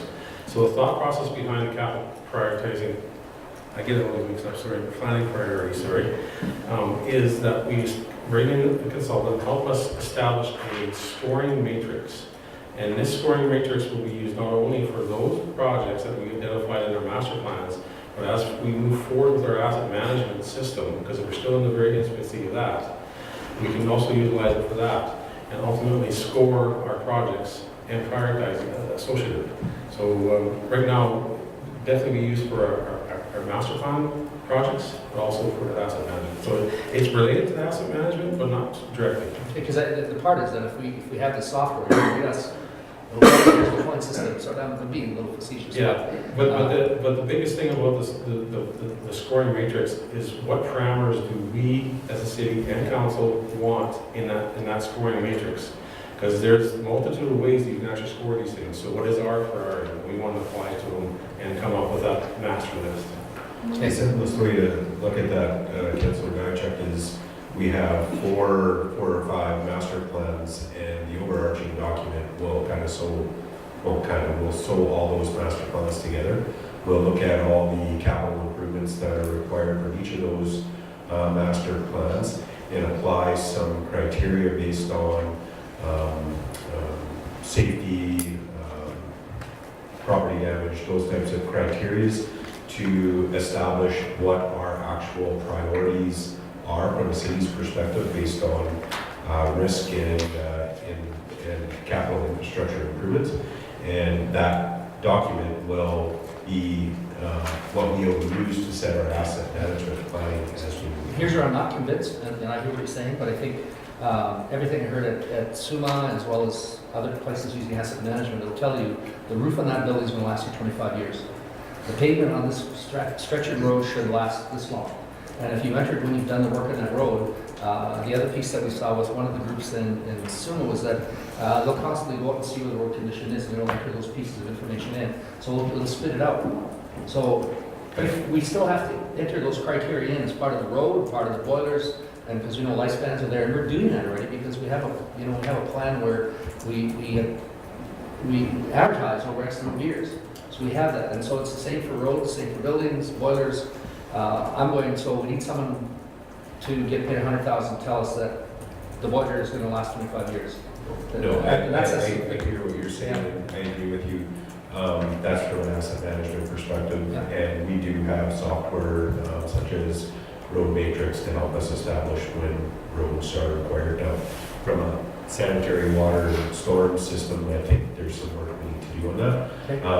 What this document is looking at is, for example, we have a sanitary sewer main that is identified in our master plan to be replaced, for example, at $3 million, and you have a storm storm main that needs to be replaced at $3 million, which one of those projects gets priority.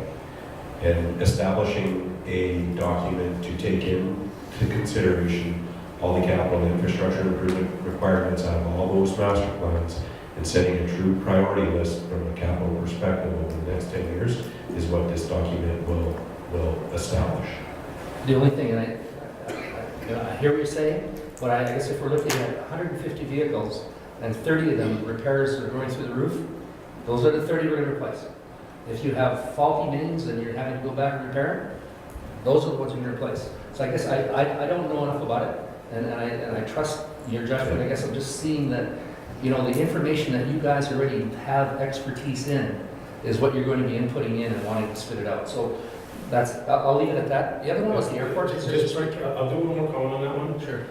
Just for me, like even going through this process of what actually we should be actually asking for, it's quite complex, and it's sort of what Don's kind of bringing forward too. Is again, we're talking about 4 or 5 master plans, and they all say that they have this is their priority number 1, this is their priority number 1, this is their priority number 1. Now we have to go and try to figure out is that our priority too? But each expert is saying in that one master plan what their the short term is, the medium and the long term is. Now how do we go and take all those 4 or 5 and try to come up with a square matrix and work it within our budgets to bring it forward to council? And that's what we're asking for, I guess, in this aspect of things is what do we need to put in place, or what other avenues do we need to have to help us establish what is truly a priority to us moving forward. We were going to bring in a person in to do the safety inventory in all of our schools. And then one of the first things we're going to do is walk us through your school and tell you about it, and then we'll tell you what your priority is. Oh, we know our schools, we knew our doors, we knew all those priorities, we knew where the hidden spots were. And I think in the same way, the risk we run here is that it really, in some way, I think you guys are very capable people who know this stuff already. And I think what we're trying to do is, on the back end of this, is devise a system that perhaps can do it more efficiently. And that's the part I'm hearing, is that it'll get you quicker to the end of the story. That's the because it's a massive amount. Yeah, we will take that into consideration. You guys have that, because they're going to, if the guy comes in here, he's going to ask you those questions that you already have answers to. Second one, airport. There's 2 parts of the airport in there. One was to do the replacement, which is, I think, full replacement through the grant. The feds put in some repair. And I thought we did repair, so is this a different portion of the? Yes, it is. Okay, that's good. That's all I need to know. Communication services building, community services building. The question I have with that building, I guess, is the lifespan. So if we're looking at the windows, and I don't know what the cost on that was, 30,000 or whatever on the windows. It's I guess, at what point do we say we stop investing in the building and enough's enough, or is this good money after bad, and what's our plan? I'll ask Pete to speak. 155,000, sorry. I'll ask Pete to speak. Okay. Not to Pete. We don't have a finite what building. We had a building audit carried out in 2013, and it identified that the building structurally is sound. Previously, I had been given direction that we needed the building to last another 10 years, because we didn't have the funds to replace it. So the projects I can do is just in order to maintain that building. It's in reasonably good condition. I would expect another 15 years before we really have to start thinking about replacing it. The only other area now that we have to address is some electrical work. Other than that, the building is in good condition. So what's the lifespan of the roof? Because that tends to be the big ticket, right? The roof, 5, just around number. it was replaced about 10 years ago. So you got another 10 to 15. I actually had a question on the same item. Same item? I was just curious, when there was a plan to buy a downtown building, part of that, and to turn it into a library and some other things, part of that plan was to potentially sell this building as a result of that. That's part of the reason why I don't know how attached I am to really sprucing it up if part of that plan was to potentially bulldoze it and sell it to a developer at that point, which was, a year ago, and now throwing, close to $200,000 into it after windows and parking lot. I'm just a little torn on that. I can maybe try to tackle that, Your Worship. When we looked at building the business case for the downtown community hub, that property played a factor in the business case. Obviously, it's a piece of property that has tremendous value. It's very close to Highway 16. It's in a commercial area. It would be very advantageous for a developer to come in and purchase that and do a commercial development. That project is no longer going forward, and we're currently have leases with the tenants of that building that are currently in place, and we don't have another location to move those. So at this point in time, if we're not looking at moving into another building and taking those assets with that building, then we have to look at what our lifespan is of the current building and what our future plans are. So at this point, we don't have a long-term future plan other than to maintain the building for whatever Pete's building assessment said. Okay. I'll also just add that over the last 3 or 4 years, we have made significant improvements to the interior of the building. Okay, yeah. It was quite run down a few years ago, and we made improvements to the washrooms, to the meeting rooms, to the corridor. So this is just the next step in that process. And that's good logic for why you would want to replace the windows as well. Yeah, there'll be savings in utility bills, obviously, as well.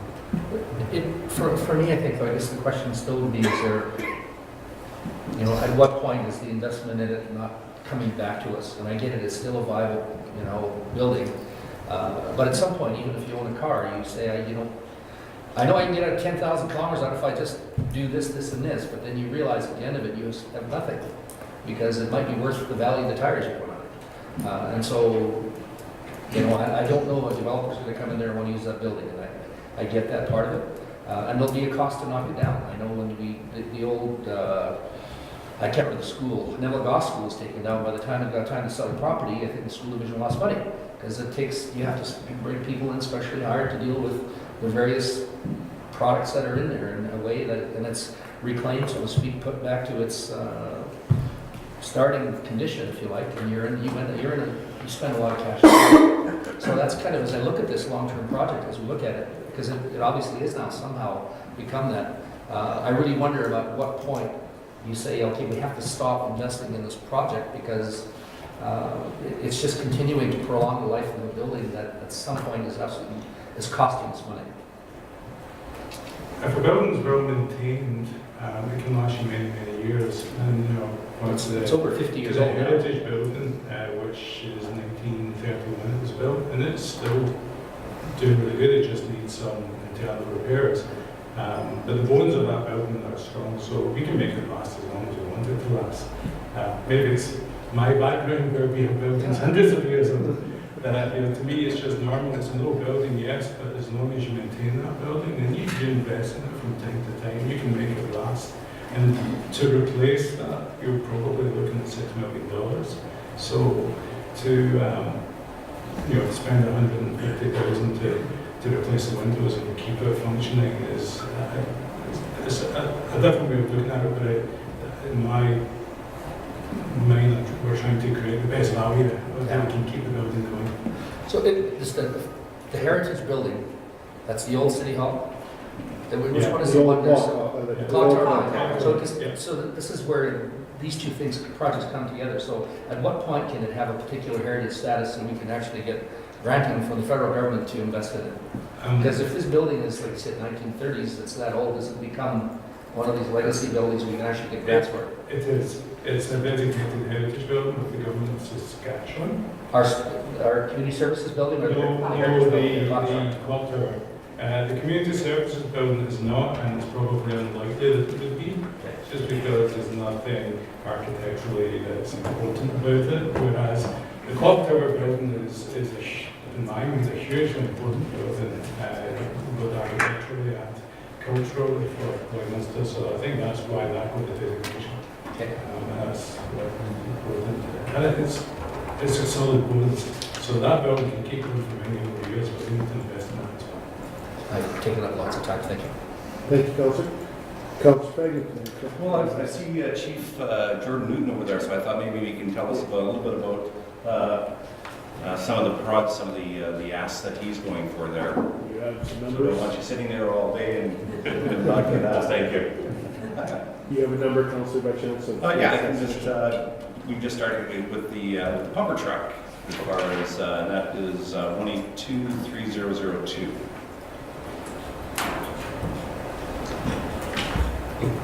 Well, thank you, yeah, the pumper truck. So our pump trucks, which is the ones we carry water in, that we put out fires, we have 4 that run in our community. We have determined that they last 25 years. So we do have a model coming up on its 25-year life expectancy in 2090. So that is why I put it here. We had budgeted for the whole project to be $480,000, so $48,000 due next year, and then the $432,000 due 2019. As fire trucks age, I mean, they carry water in them all the time. There's a lot of moving pieces in there. So as the truck ages, there's more cost to repairing these trucks, and there's a lot of safety precautions as well. That kind of truck, there is a water pump on there that people actually go inside structure fires with, relying on that pump. So I'm just thinking on that, and I think there was a few other councillors and that we had some discussion on that just back and forth on the weekend. And so there again, do we look at that as a need, or is it a want? Is it something that can be extended for an extra year or 2 years before replacing that? So I would determine it as a need. If you do want to put it over, which is an option, we can go through a full overhaul of the fire truck to determine safety standards are all there, go through all the whole pieces. I do not know what the cost of that would be and what the savings would actually be if we put this project off for a year or 2. But I can definitely look into that, Councilor Baker. We have 4 in fleet, did you say? Yes, correct. And are they all used at the same time, very frequently? We always hope not, but generally speaking, all 4 aren't used at the exact same time. We determine what needs to go to the calls at a certain given emergency response. What we have built in our fleet is capacity to fight all structure fires within our community. So when the community started bringing in bigger box stores, larger, taller buildings, that's when we upgraded our aerial ladder, as well as adding capacity with Station 2 and that extra pump in our fleet. But we also do have agreements with the surrounding municipalities that if we did need their resources, they would be there to help. Is that correct? Yes, correct. We do have mutual aid agreements with our rural municipalities in Saskatchewan, both Britannia and Wilton. If we do want to look at relying on them to complete structure firefighting within the city limits, we can do that.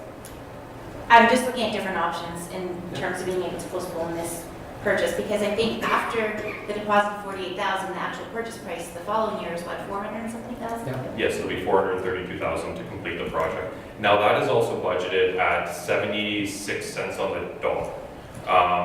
Our dollar is very much up and down right now. I hope, and I've been watching, I hope it does go higher.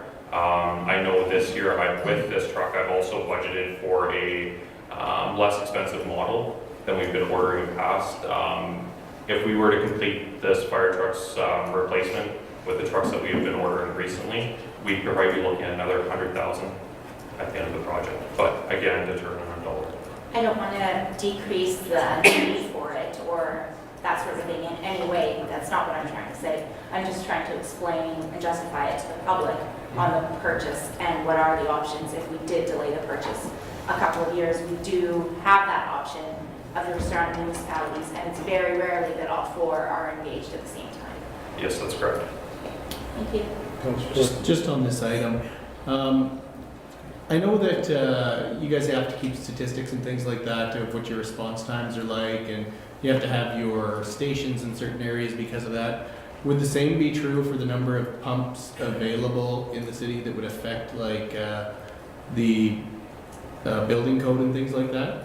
Because I know that those other items do affect the building code and how close you can have properties together, the size of lots, and a whole bunch of other things if you don't meet certain standards. So would the number of pumpers available affect that as well? If you do have a breakdown of this, of one, if you did keep it, brain's not working.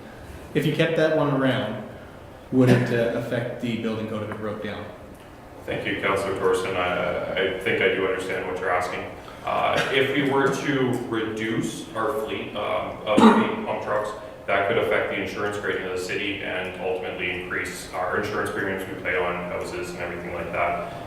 That's where we would look at, are we looking to reduce our fleet, or are we looking to put over capital expense, and we may have those extra costs, because we still do need to have safe firefighting equipment for our firefighters in this community. Yeah, thank you. Chief Newton, this isn't one that I flagged for obvious reasons. I have some intimate knowledge of these types of things as well. And the first thing I thought of when I saw this was the safety of the volunteers that are doing this for the community. I'm less concerned about a drive shaft going on the way to a call than I am a pump failing with someone in the structure. You know, and as we go through these 25-year replacements, it's standard. You know, it really is. You can get pumps recertified. I did it with a truck that I got that's in fleet that's 1990, and it cost me $8,000. And these ones are worth more. So when you get into aging infrastructure, aging equipment like this, you know, I would speak in favor of keeping up with that 25-year replacement program, for safety reasons being the first one, for serviceability being the second one, but safety being number one. So I have no issue with this request for that reason. Thank you for that clarification. Any other questions there? Okay. Yeah, I was just as far as just taking a look on the let me just grab this one here, renovation. So 182303. Just wondering, that hasn't been we've had the initial discussion on it. So is that renovation reflected in the budget currently? For the renovation of fire station number 1? Yes, sir. The renovation is the cap. Sorry. Your worship, through Councillor Pegman, the capital item is included in the capital budget currently. Within the operating budget, we have included an expense for the 4 new captains in order to go to that hybrid model, and we would be open to having those conversations around the operating budget as well. Okay, yeah, because I think the question, worship, was around, there's an assumption that the approval would go forward on the hybrid model, and this is going to address that hybrid model, but I'm not sure we've had an opportunity to discuss it after that first meeting. That, you know, in fact, after your presentation, very well done, that yes, that's something that will go forward. So is that going to be in the operations budget they're going to bring forward then? Your worship, through Councillor Dychak, it's already included in the operating budget, and we would be more than happy to have that conversation right now if that's council's desire. I know from us, and I talked to his worship this morning from an administration perspective, we walked away from the meeting where the model was presented, and we felt there was some buy-in from council to include that, so we did include it in our 2018 operating budget for council's consideration. And obviously, we can have those conversations now if you wish. And that's, I'll look to council's direction. I think it's been identified and flagged. I spoke to administration this morning. We could, or do we just finish off the capital and come back to the operations? Because I think we've got a series of managers here, and I don't want to defect too far. Let's deal with the capital, and if we can get through the capital today, I think that would be great, and we can come back to identified areas in particular on the operations budget. If council's agreeable to that committee. Okay? So, any other questions for Chief Newton at this time? Do you want me to finish off the capital renovation? Sure, if you wouldn't mind. Yeah, let's talk about the capital at least and go from there. Thank you, Councillor Blake. So this capital request is a 2-part request. The first part of the request is the $30,000 for some sleeping accommodation, but we can leave that till our operational conversation. The other part of this was the $80,000, which I think there is some questions about. Now that is like for what is called a best use survey. So Station 1, originally built in the 40s, mid-40s, hasn't had any renovations, any major renovations done since 1990. It is getting further and further along where we have to look at some long-term planning of what we want to do with Station 1. Same, very similar to what we're talking about with the community services building.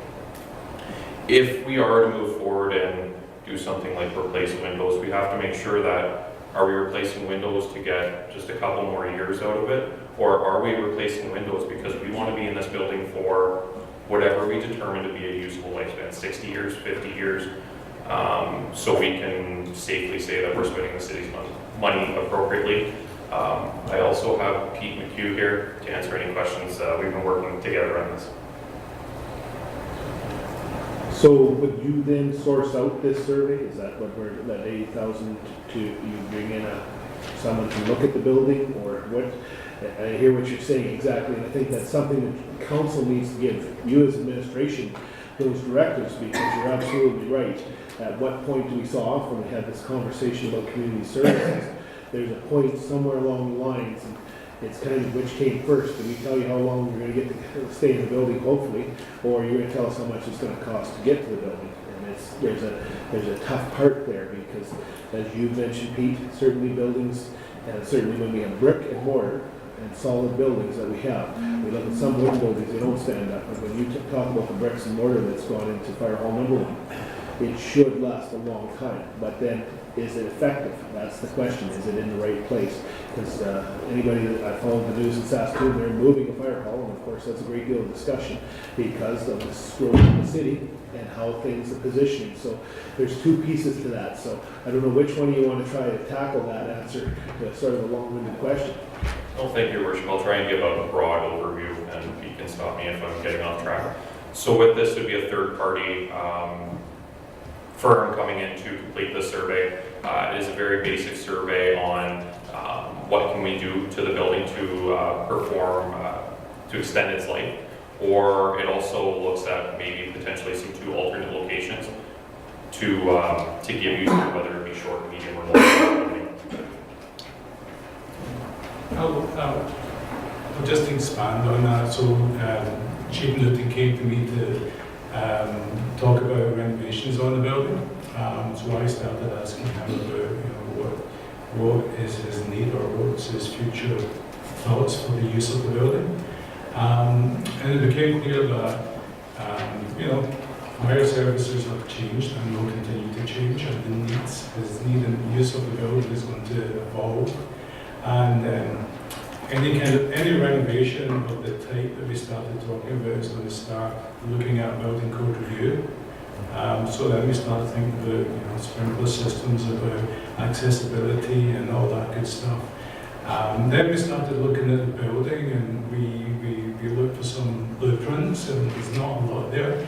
But I discovered that part of the building was built in 1940, it was a bit built in the 60s, it was a bit built in the 70s. Then we had some that was built in the 90s. So, multiple stages of buildings. It kind of became clear that the building is, some of it is really good and some of it is not so good. And it is becoming a bigger thing. So I spoke to a consultant that has done a lot of work on fire stations in Alberta to get some guidance. And their recommendation is that they do like a master planning type study. So the first question is the location good? Well, we're speaking with Chief Newton. He feels it is good. Certainly for the next 30 years, it's a location that works. Okay, so what about the building? So we need to get consultants in to review the building, to check the structure, check the drawings, check what, sit down with the team, work out what we need as a city for that building, and then work out how we can incorporate that into that site. So we just need, there's a lot of different pieces that we need to put together, and that's the purpose of the plan that we're talking about here. Okay, so I think my question would be, what I'm hearing from your two descriptions is, Fire hall number 1 is located in a place that could service for the next 30 years, give or take. Is that, I know I'm putting somebody on the spot here, Chief, but from that perspective, based on the response time to get to where we basically could see the city going in 30 years, is that reasonable? Thank you. Service a section of it? Yeah, thank you. From where it is right now, where how the city has grown, it can still service that whole north corridor as well as that eastern expansion that we have had. Because we don't look at going too far to the east, especially along 44th Street. So where that sits for the long term, from when I've looked at the annexation plans, I know they've changed many times, but I try and follow them. So where that sits, it should be able to service that until we look at also building potentially a third fire station. From what I estimate, 15 years down the road. And that's another reason me and Pete have talked about bringing this forward today, is so we don't push Station 1 off too far till we line up right with what would I guess be Station 3. So then we're putting all the costs of fire services on in those short term. Well, I think that's the question I'd asked, and you've answered it, is that there's value in Station 1.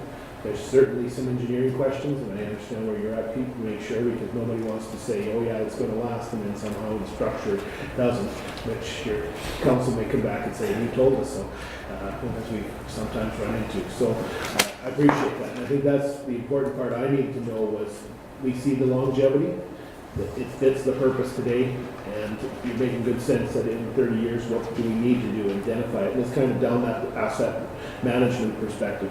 And this one in particular is the firehouse, so that answers my question.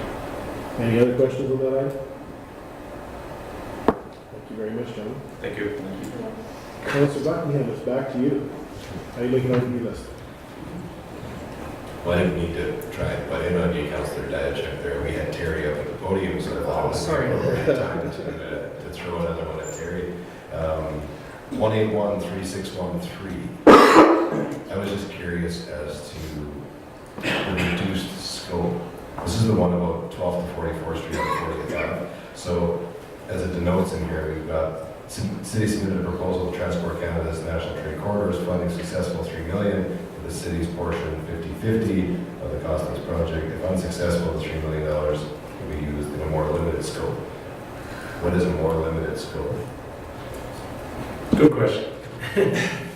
Thank you, Your Worship, and Councilor Buckingham. As stated there, we've actually applied to Transport Canada's National Trade Corridors Fund, and when we made that application, we looked at 40th Avenue as more of a, I guess, an interim stage perspective, because currently the road is a rural cross-section and not meeting an urban cross-section that we see in a majority of our roads are.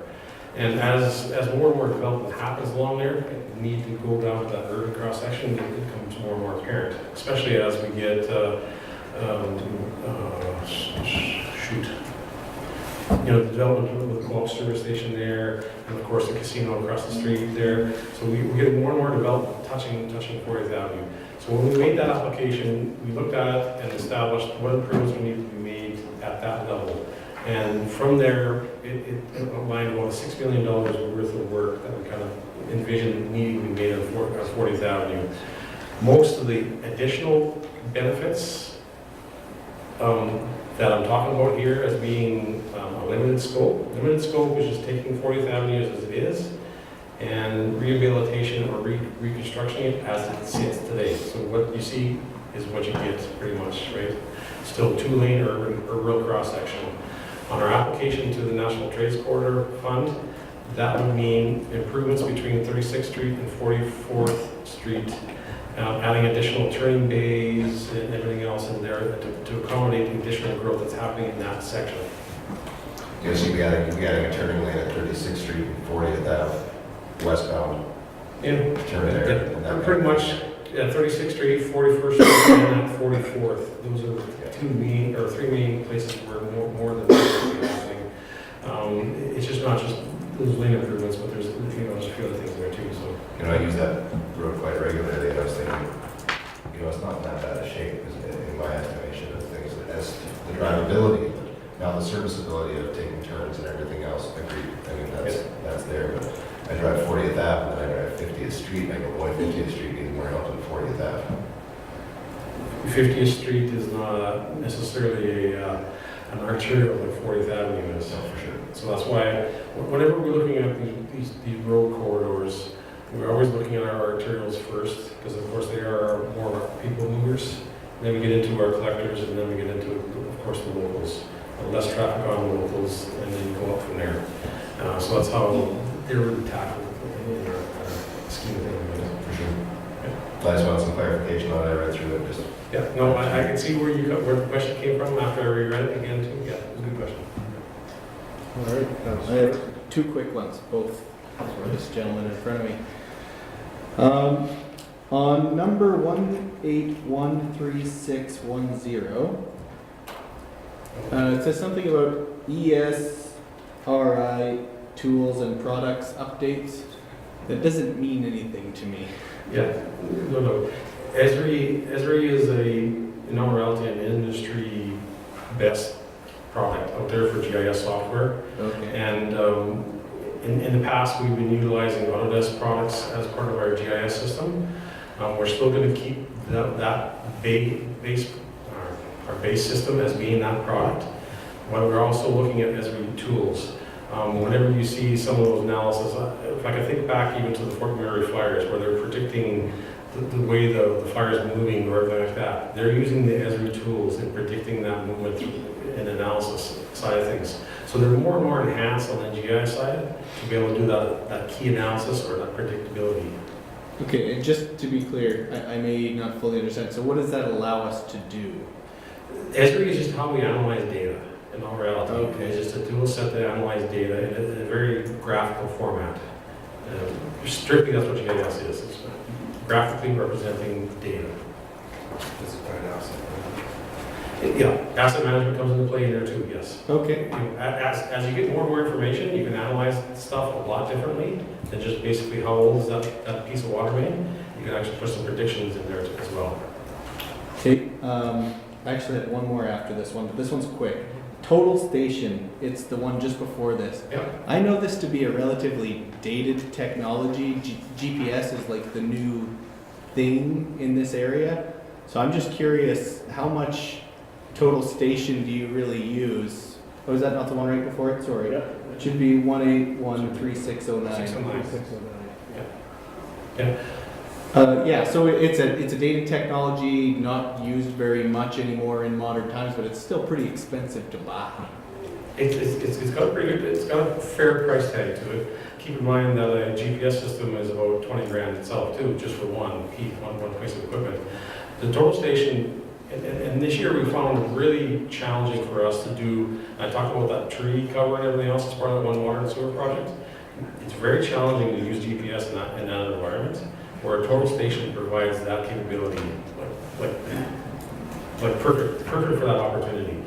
And we've been outsourcing our construction management for the past 5-6 years in all reality. So this is the first year we took it in-house. So we found it really challenging for us, and that's that specific project. And for us to keep moving forward and doing that in-house, we're going to need this piece of technology. It's not dated yet by any means. They just keep adding more and more capabilities to the Total Stations, but the core machines are still there. I'll leave it at that. Sorry. That's okay. GPS is really good for open new construction when you're doing replacements, water sewer replacements, street improvement programs where you're in the heavy treat areas, close to buildings, stuff like that. It gets very, very challenging for the accuracy with the GPS, where the Total Station gives you that finite accuracy. The question to me just becomes is how many times are you really going to use it in the construction season? And if you're saying it's going to be well worth it, then we're fine. Just in my experience, these things are rarely used. Previously, we did have a Total Station. It basically wiped itself out and is no longer working. But when we have it, especially with this type of construction, it'll be used daily. I'll leave it at that. The other question I have is on street sweepers. Just a quick one. Is it? Yeah. So it says here that we're looking at purchasing 3. Correct. Would it be at all possible to try and get ourselves to the point where we start staggering these? So get 2, push the best one out for a year, use the other ones for parts? Because accountants love smoothness. They don't like peaks and valleys. So if you can stagger them, that's a good thing. Yeah, thank you, Councilor Virgin, good question. The reason we buy the 3 street sweepers is the industry standard right now is about $4,000, $4,500 on these units, and then you should consider getting new ones. We get a little better buying power by buying 3, and we also end up with 3 units that are identical. So we don't end up with replacing 1 unit, and then the next year get a different model of a sweeper in, and then the next year get another different model. We'd be in the situation of stocking parts for 3 different street sweepers, so it's beneficial that way. Fine, operations people have their preferences too. I'll let you have it. Counselor? Welcome to the seat, Dave. Oh, hey, it's my turn. Sorry. I'm fine with that. Okay, sorry. Look at that. I'll defer to you, sir. Thank you. I guess I get to have a little stroke. Now, I don't know if this is Dave's or I think it's going to come back to Terry, but 181-3605, the $4 million, I believe it's 4. We've asked for a little bit more money to fix some streets, and I think that residents do appreciate that. One of the challenges, and hats off to the team getting it done. We sure laid asphalt fairly late this year. We beat the snowman by 3 days, and hats off to you. But I'm concerned if we find some more money to do streets. My personal preference is to beat the snowman even more if we can. So there's my challenge. But can we accomplish $4 million worth of street repairs in our city? We believe we can, and that's part of I guess the commitments that we're going to ask of the contractors when we go out to tendering and everything else, that this is the work that we're anticipating, and of course, this is an expectation that we'll put onto them. The $4 million is not just for a street improvement program, just similar to this past year, or the current year, sorry. We do allocate a portion of that to our trails and our sidewalks as well, and it would be very similar on this ask as well. So it could be considered a split again, because sure, I've had inquiries about sidewalks, and they'll be coming through to administration, and people say, this sidewalk is beat up pretty bad. There's a process, I understand it. Again, people listening and to hear today, there is a process. If you have a broken sidewalk, please send that concern to the city. They'll evaluate that, and there's a series of sidewalk repairs that need to be done, as the trails, and we've heard about the trails as well. So. Even a piece of road, those are all taken into consideration when we're reviewing projects or streets or whatever else as part of this project, yes. Okay, that pretty much gives up that list.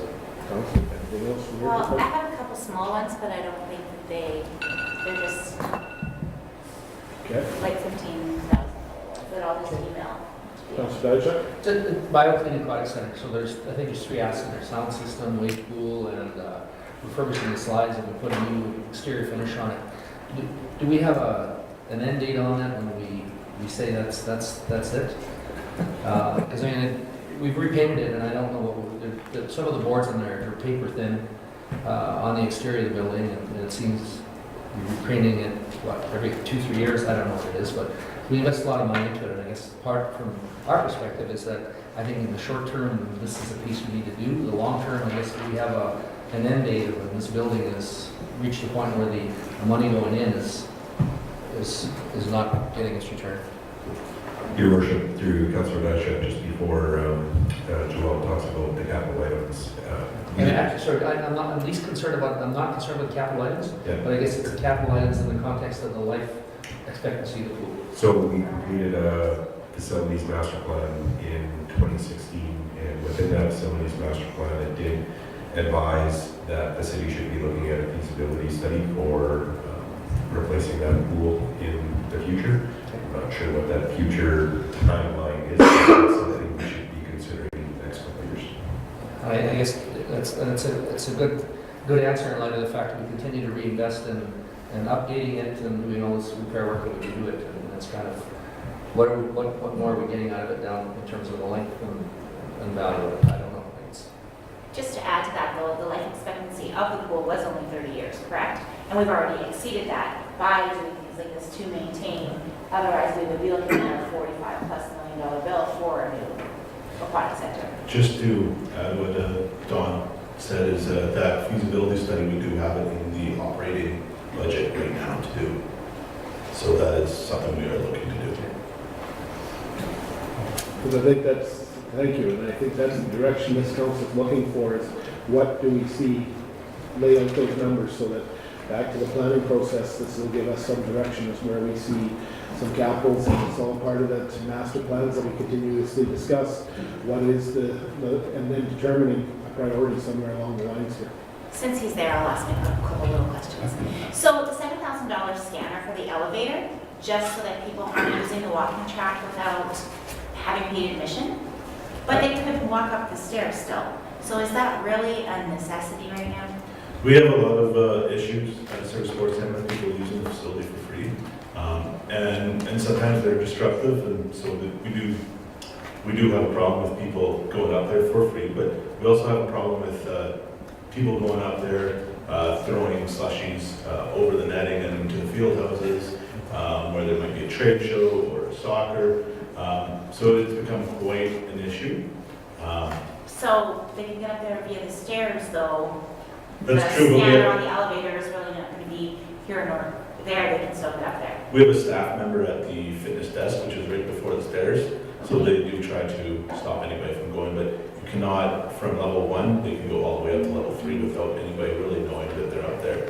Which brings me to my second question. The Turner, Turnstile. at the fitness center, you just said you have someone sitting at that desk. I know they're not there all the time, but are we really losing $15,000 worth a year by people using the fitness center for free? Are people really coming in there and just accessing the fitness center without paying? I know from personal experience, probably a year and a half ago, I was the manager over at the Silver Sports Center. Right. There's a lot of people that go through. It is hard to put that number. How many people we miss is unsure. I could tell you some stories of when I'm at the desk helping staff members back in the day. There was people where I caught them not scanning in. They had paid for memberships over a year. If you break apart that $15,000 to 360 days, it's about $42 a day we're missing the revenue. That's 6 people that's getting into the gym for free. I think that is actually feasible, that there's easily 6 people a day going into that gym for free. People just do that. That's very bad. Absolutely. On the other hand, if Stephanie has a card and I go up with her in the elevator, That's true. There's always going to be an issue, right? so it's a challenge. I guess when you put it in perspective like that, I blew my mind that we would be losing that much revenue by people just walking in there.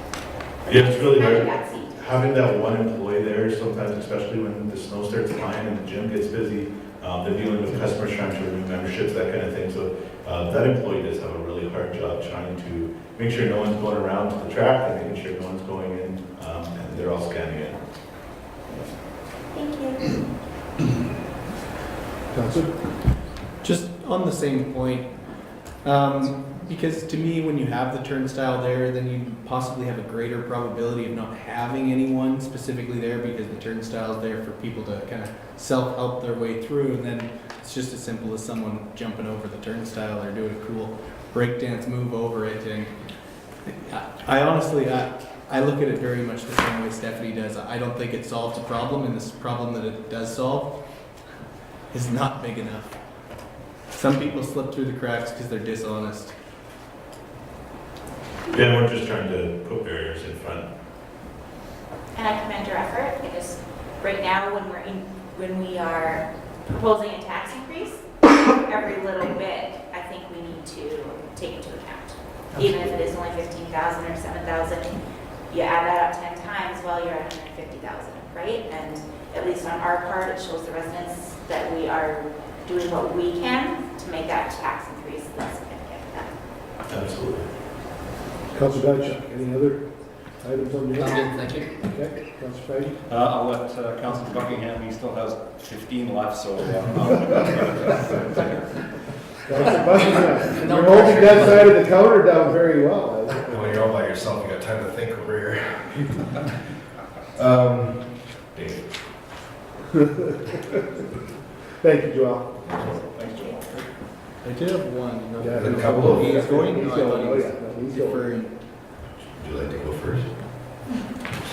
A couple for you, Dave, on the landfill. I know that Karen is unavailable today. A couple of things that I guess caught me off guard. The first one being this operational review for $75,000 that I don't recall seeing anywhere previous. Councillor, could you give us a number? Sorry, it's 1843003. Thank you, Your Worship, to Councilor Buckingham.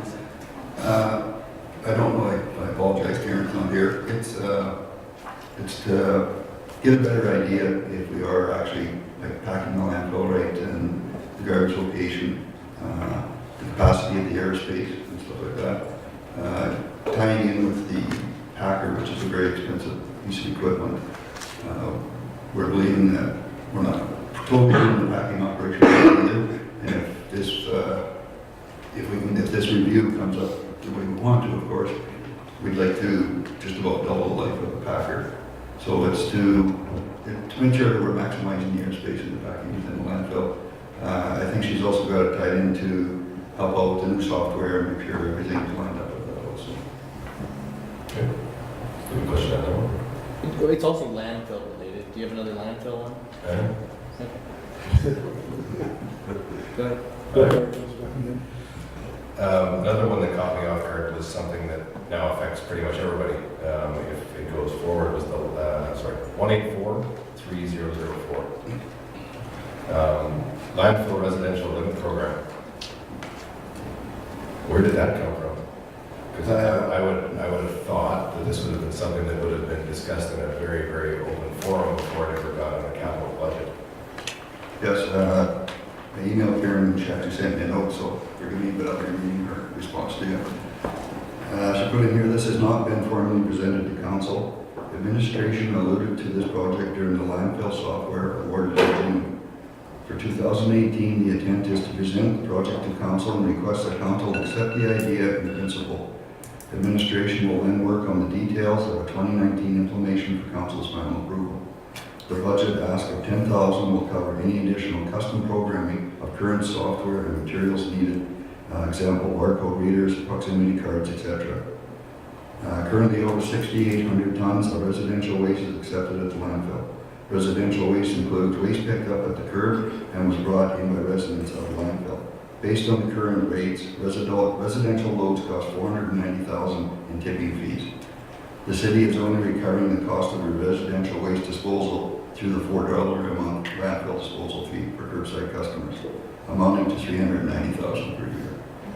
Residential loads brought into the landfill are accepted free of charge. The intent is to establish a system that will limit free residential loads brought to the landfill. The residential limit aims to improve cost recovery and landfill diversion. One example of implemented residential limit is the city of PA, where residents are allowed for. And I also know that another reason to do it is to really cut down the traffic and the safety of the workers out there at the pit for the spotters. We do have a lot of residents that will bring one bag out at a time and drop them off. So it's... Yeah, just for me, as I read it, I'm like, boy, this seems like we're spending $10,000 on internal or communications to tell people this is what we're doing now. That's how it read to me. And I'm going, wait a minute. We haven't even had this discussion, so that was my question. Yeah, and I think a good question because I had this one on my list and was just going to Your Worship, I remember us having a discussion around a couple of things. One being that by limiting the number of tickets you might have to bring in, that would also actually potentially generate revenue. Because there are people in the city that bring trailer loads of stuff doing work, contract work. They come in and dump it, and then they say, yes, I live locally, and then, quite frankly, they're dumping it and dumping more than what would be typically affiliated with your residents. So what this will do as well is, I think, perhaps even generate non-residential dumping revenue for the city as well. So that's that other backside, that's the part I remember. Yes, you're correct, and it is hard to tell sometimes. You do get residents doing the residential thing, and it's a one or two time thing while the upgrades are going on. But you're getting to the stage, like the Councilor Diatak has brought up, that you can get these trailer mounted units going out 4, 5, 6 times every 3-4 months. So, you know. Same question? No, I just wanted to reiterate Councillor Buckingham's point.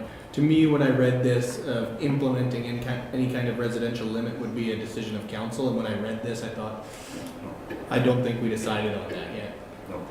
I think the wording was a little vague on the original. Karen still did well, but I think that needs to be circulated to council just so we fully understand that one. Yes, for sure. I think that was. Does your email answer your question?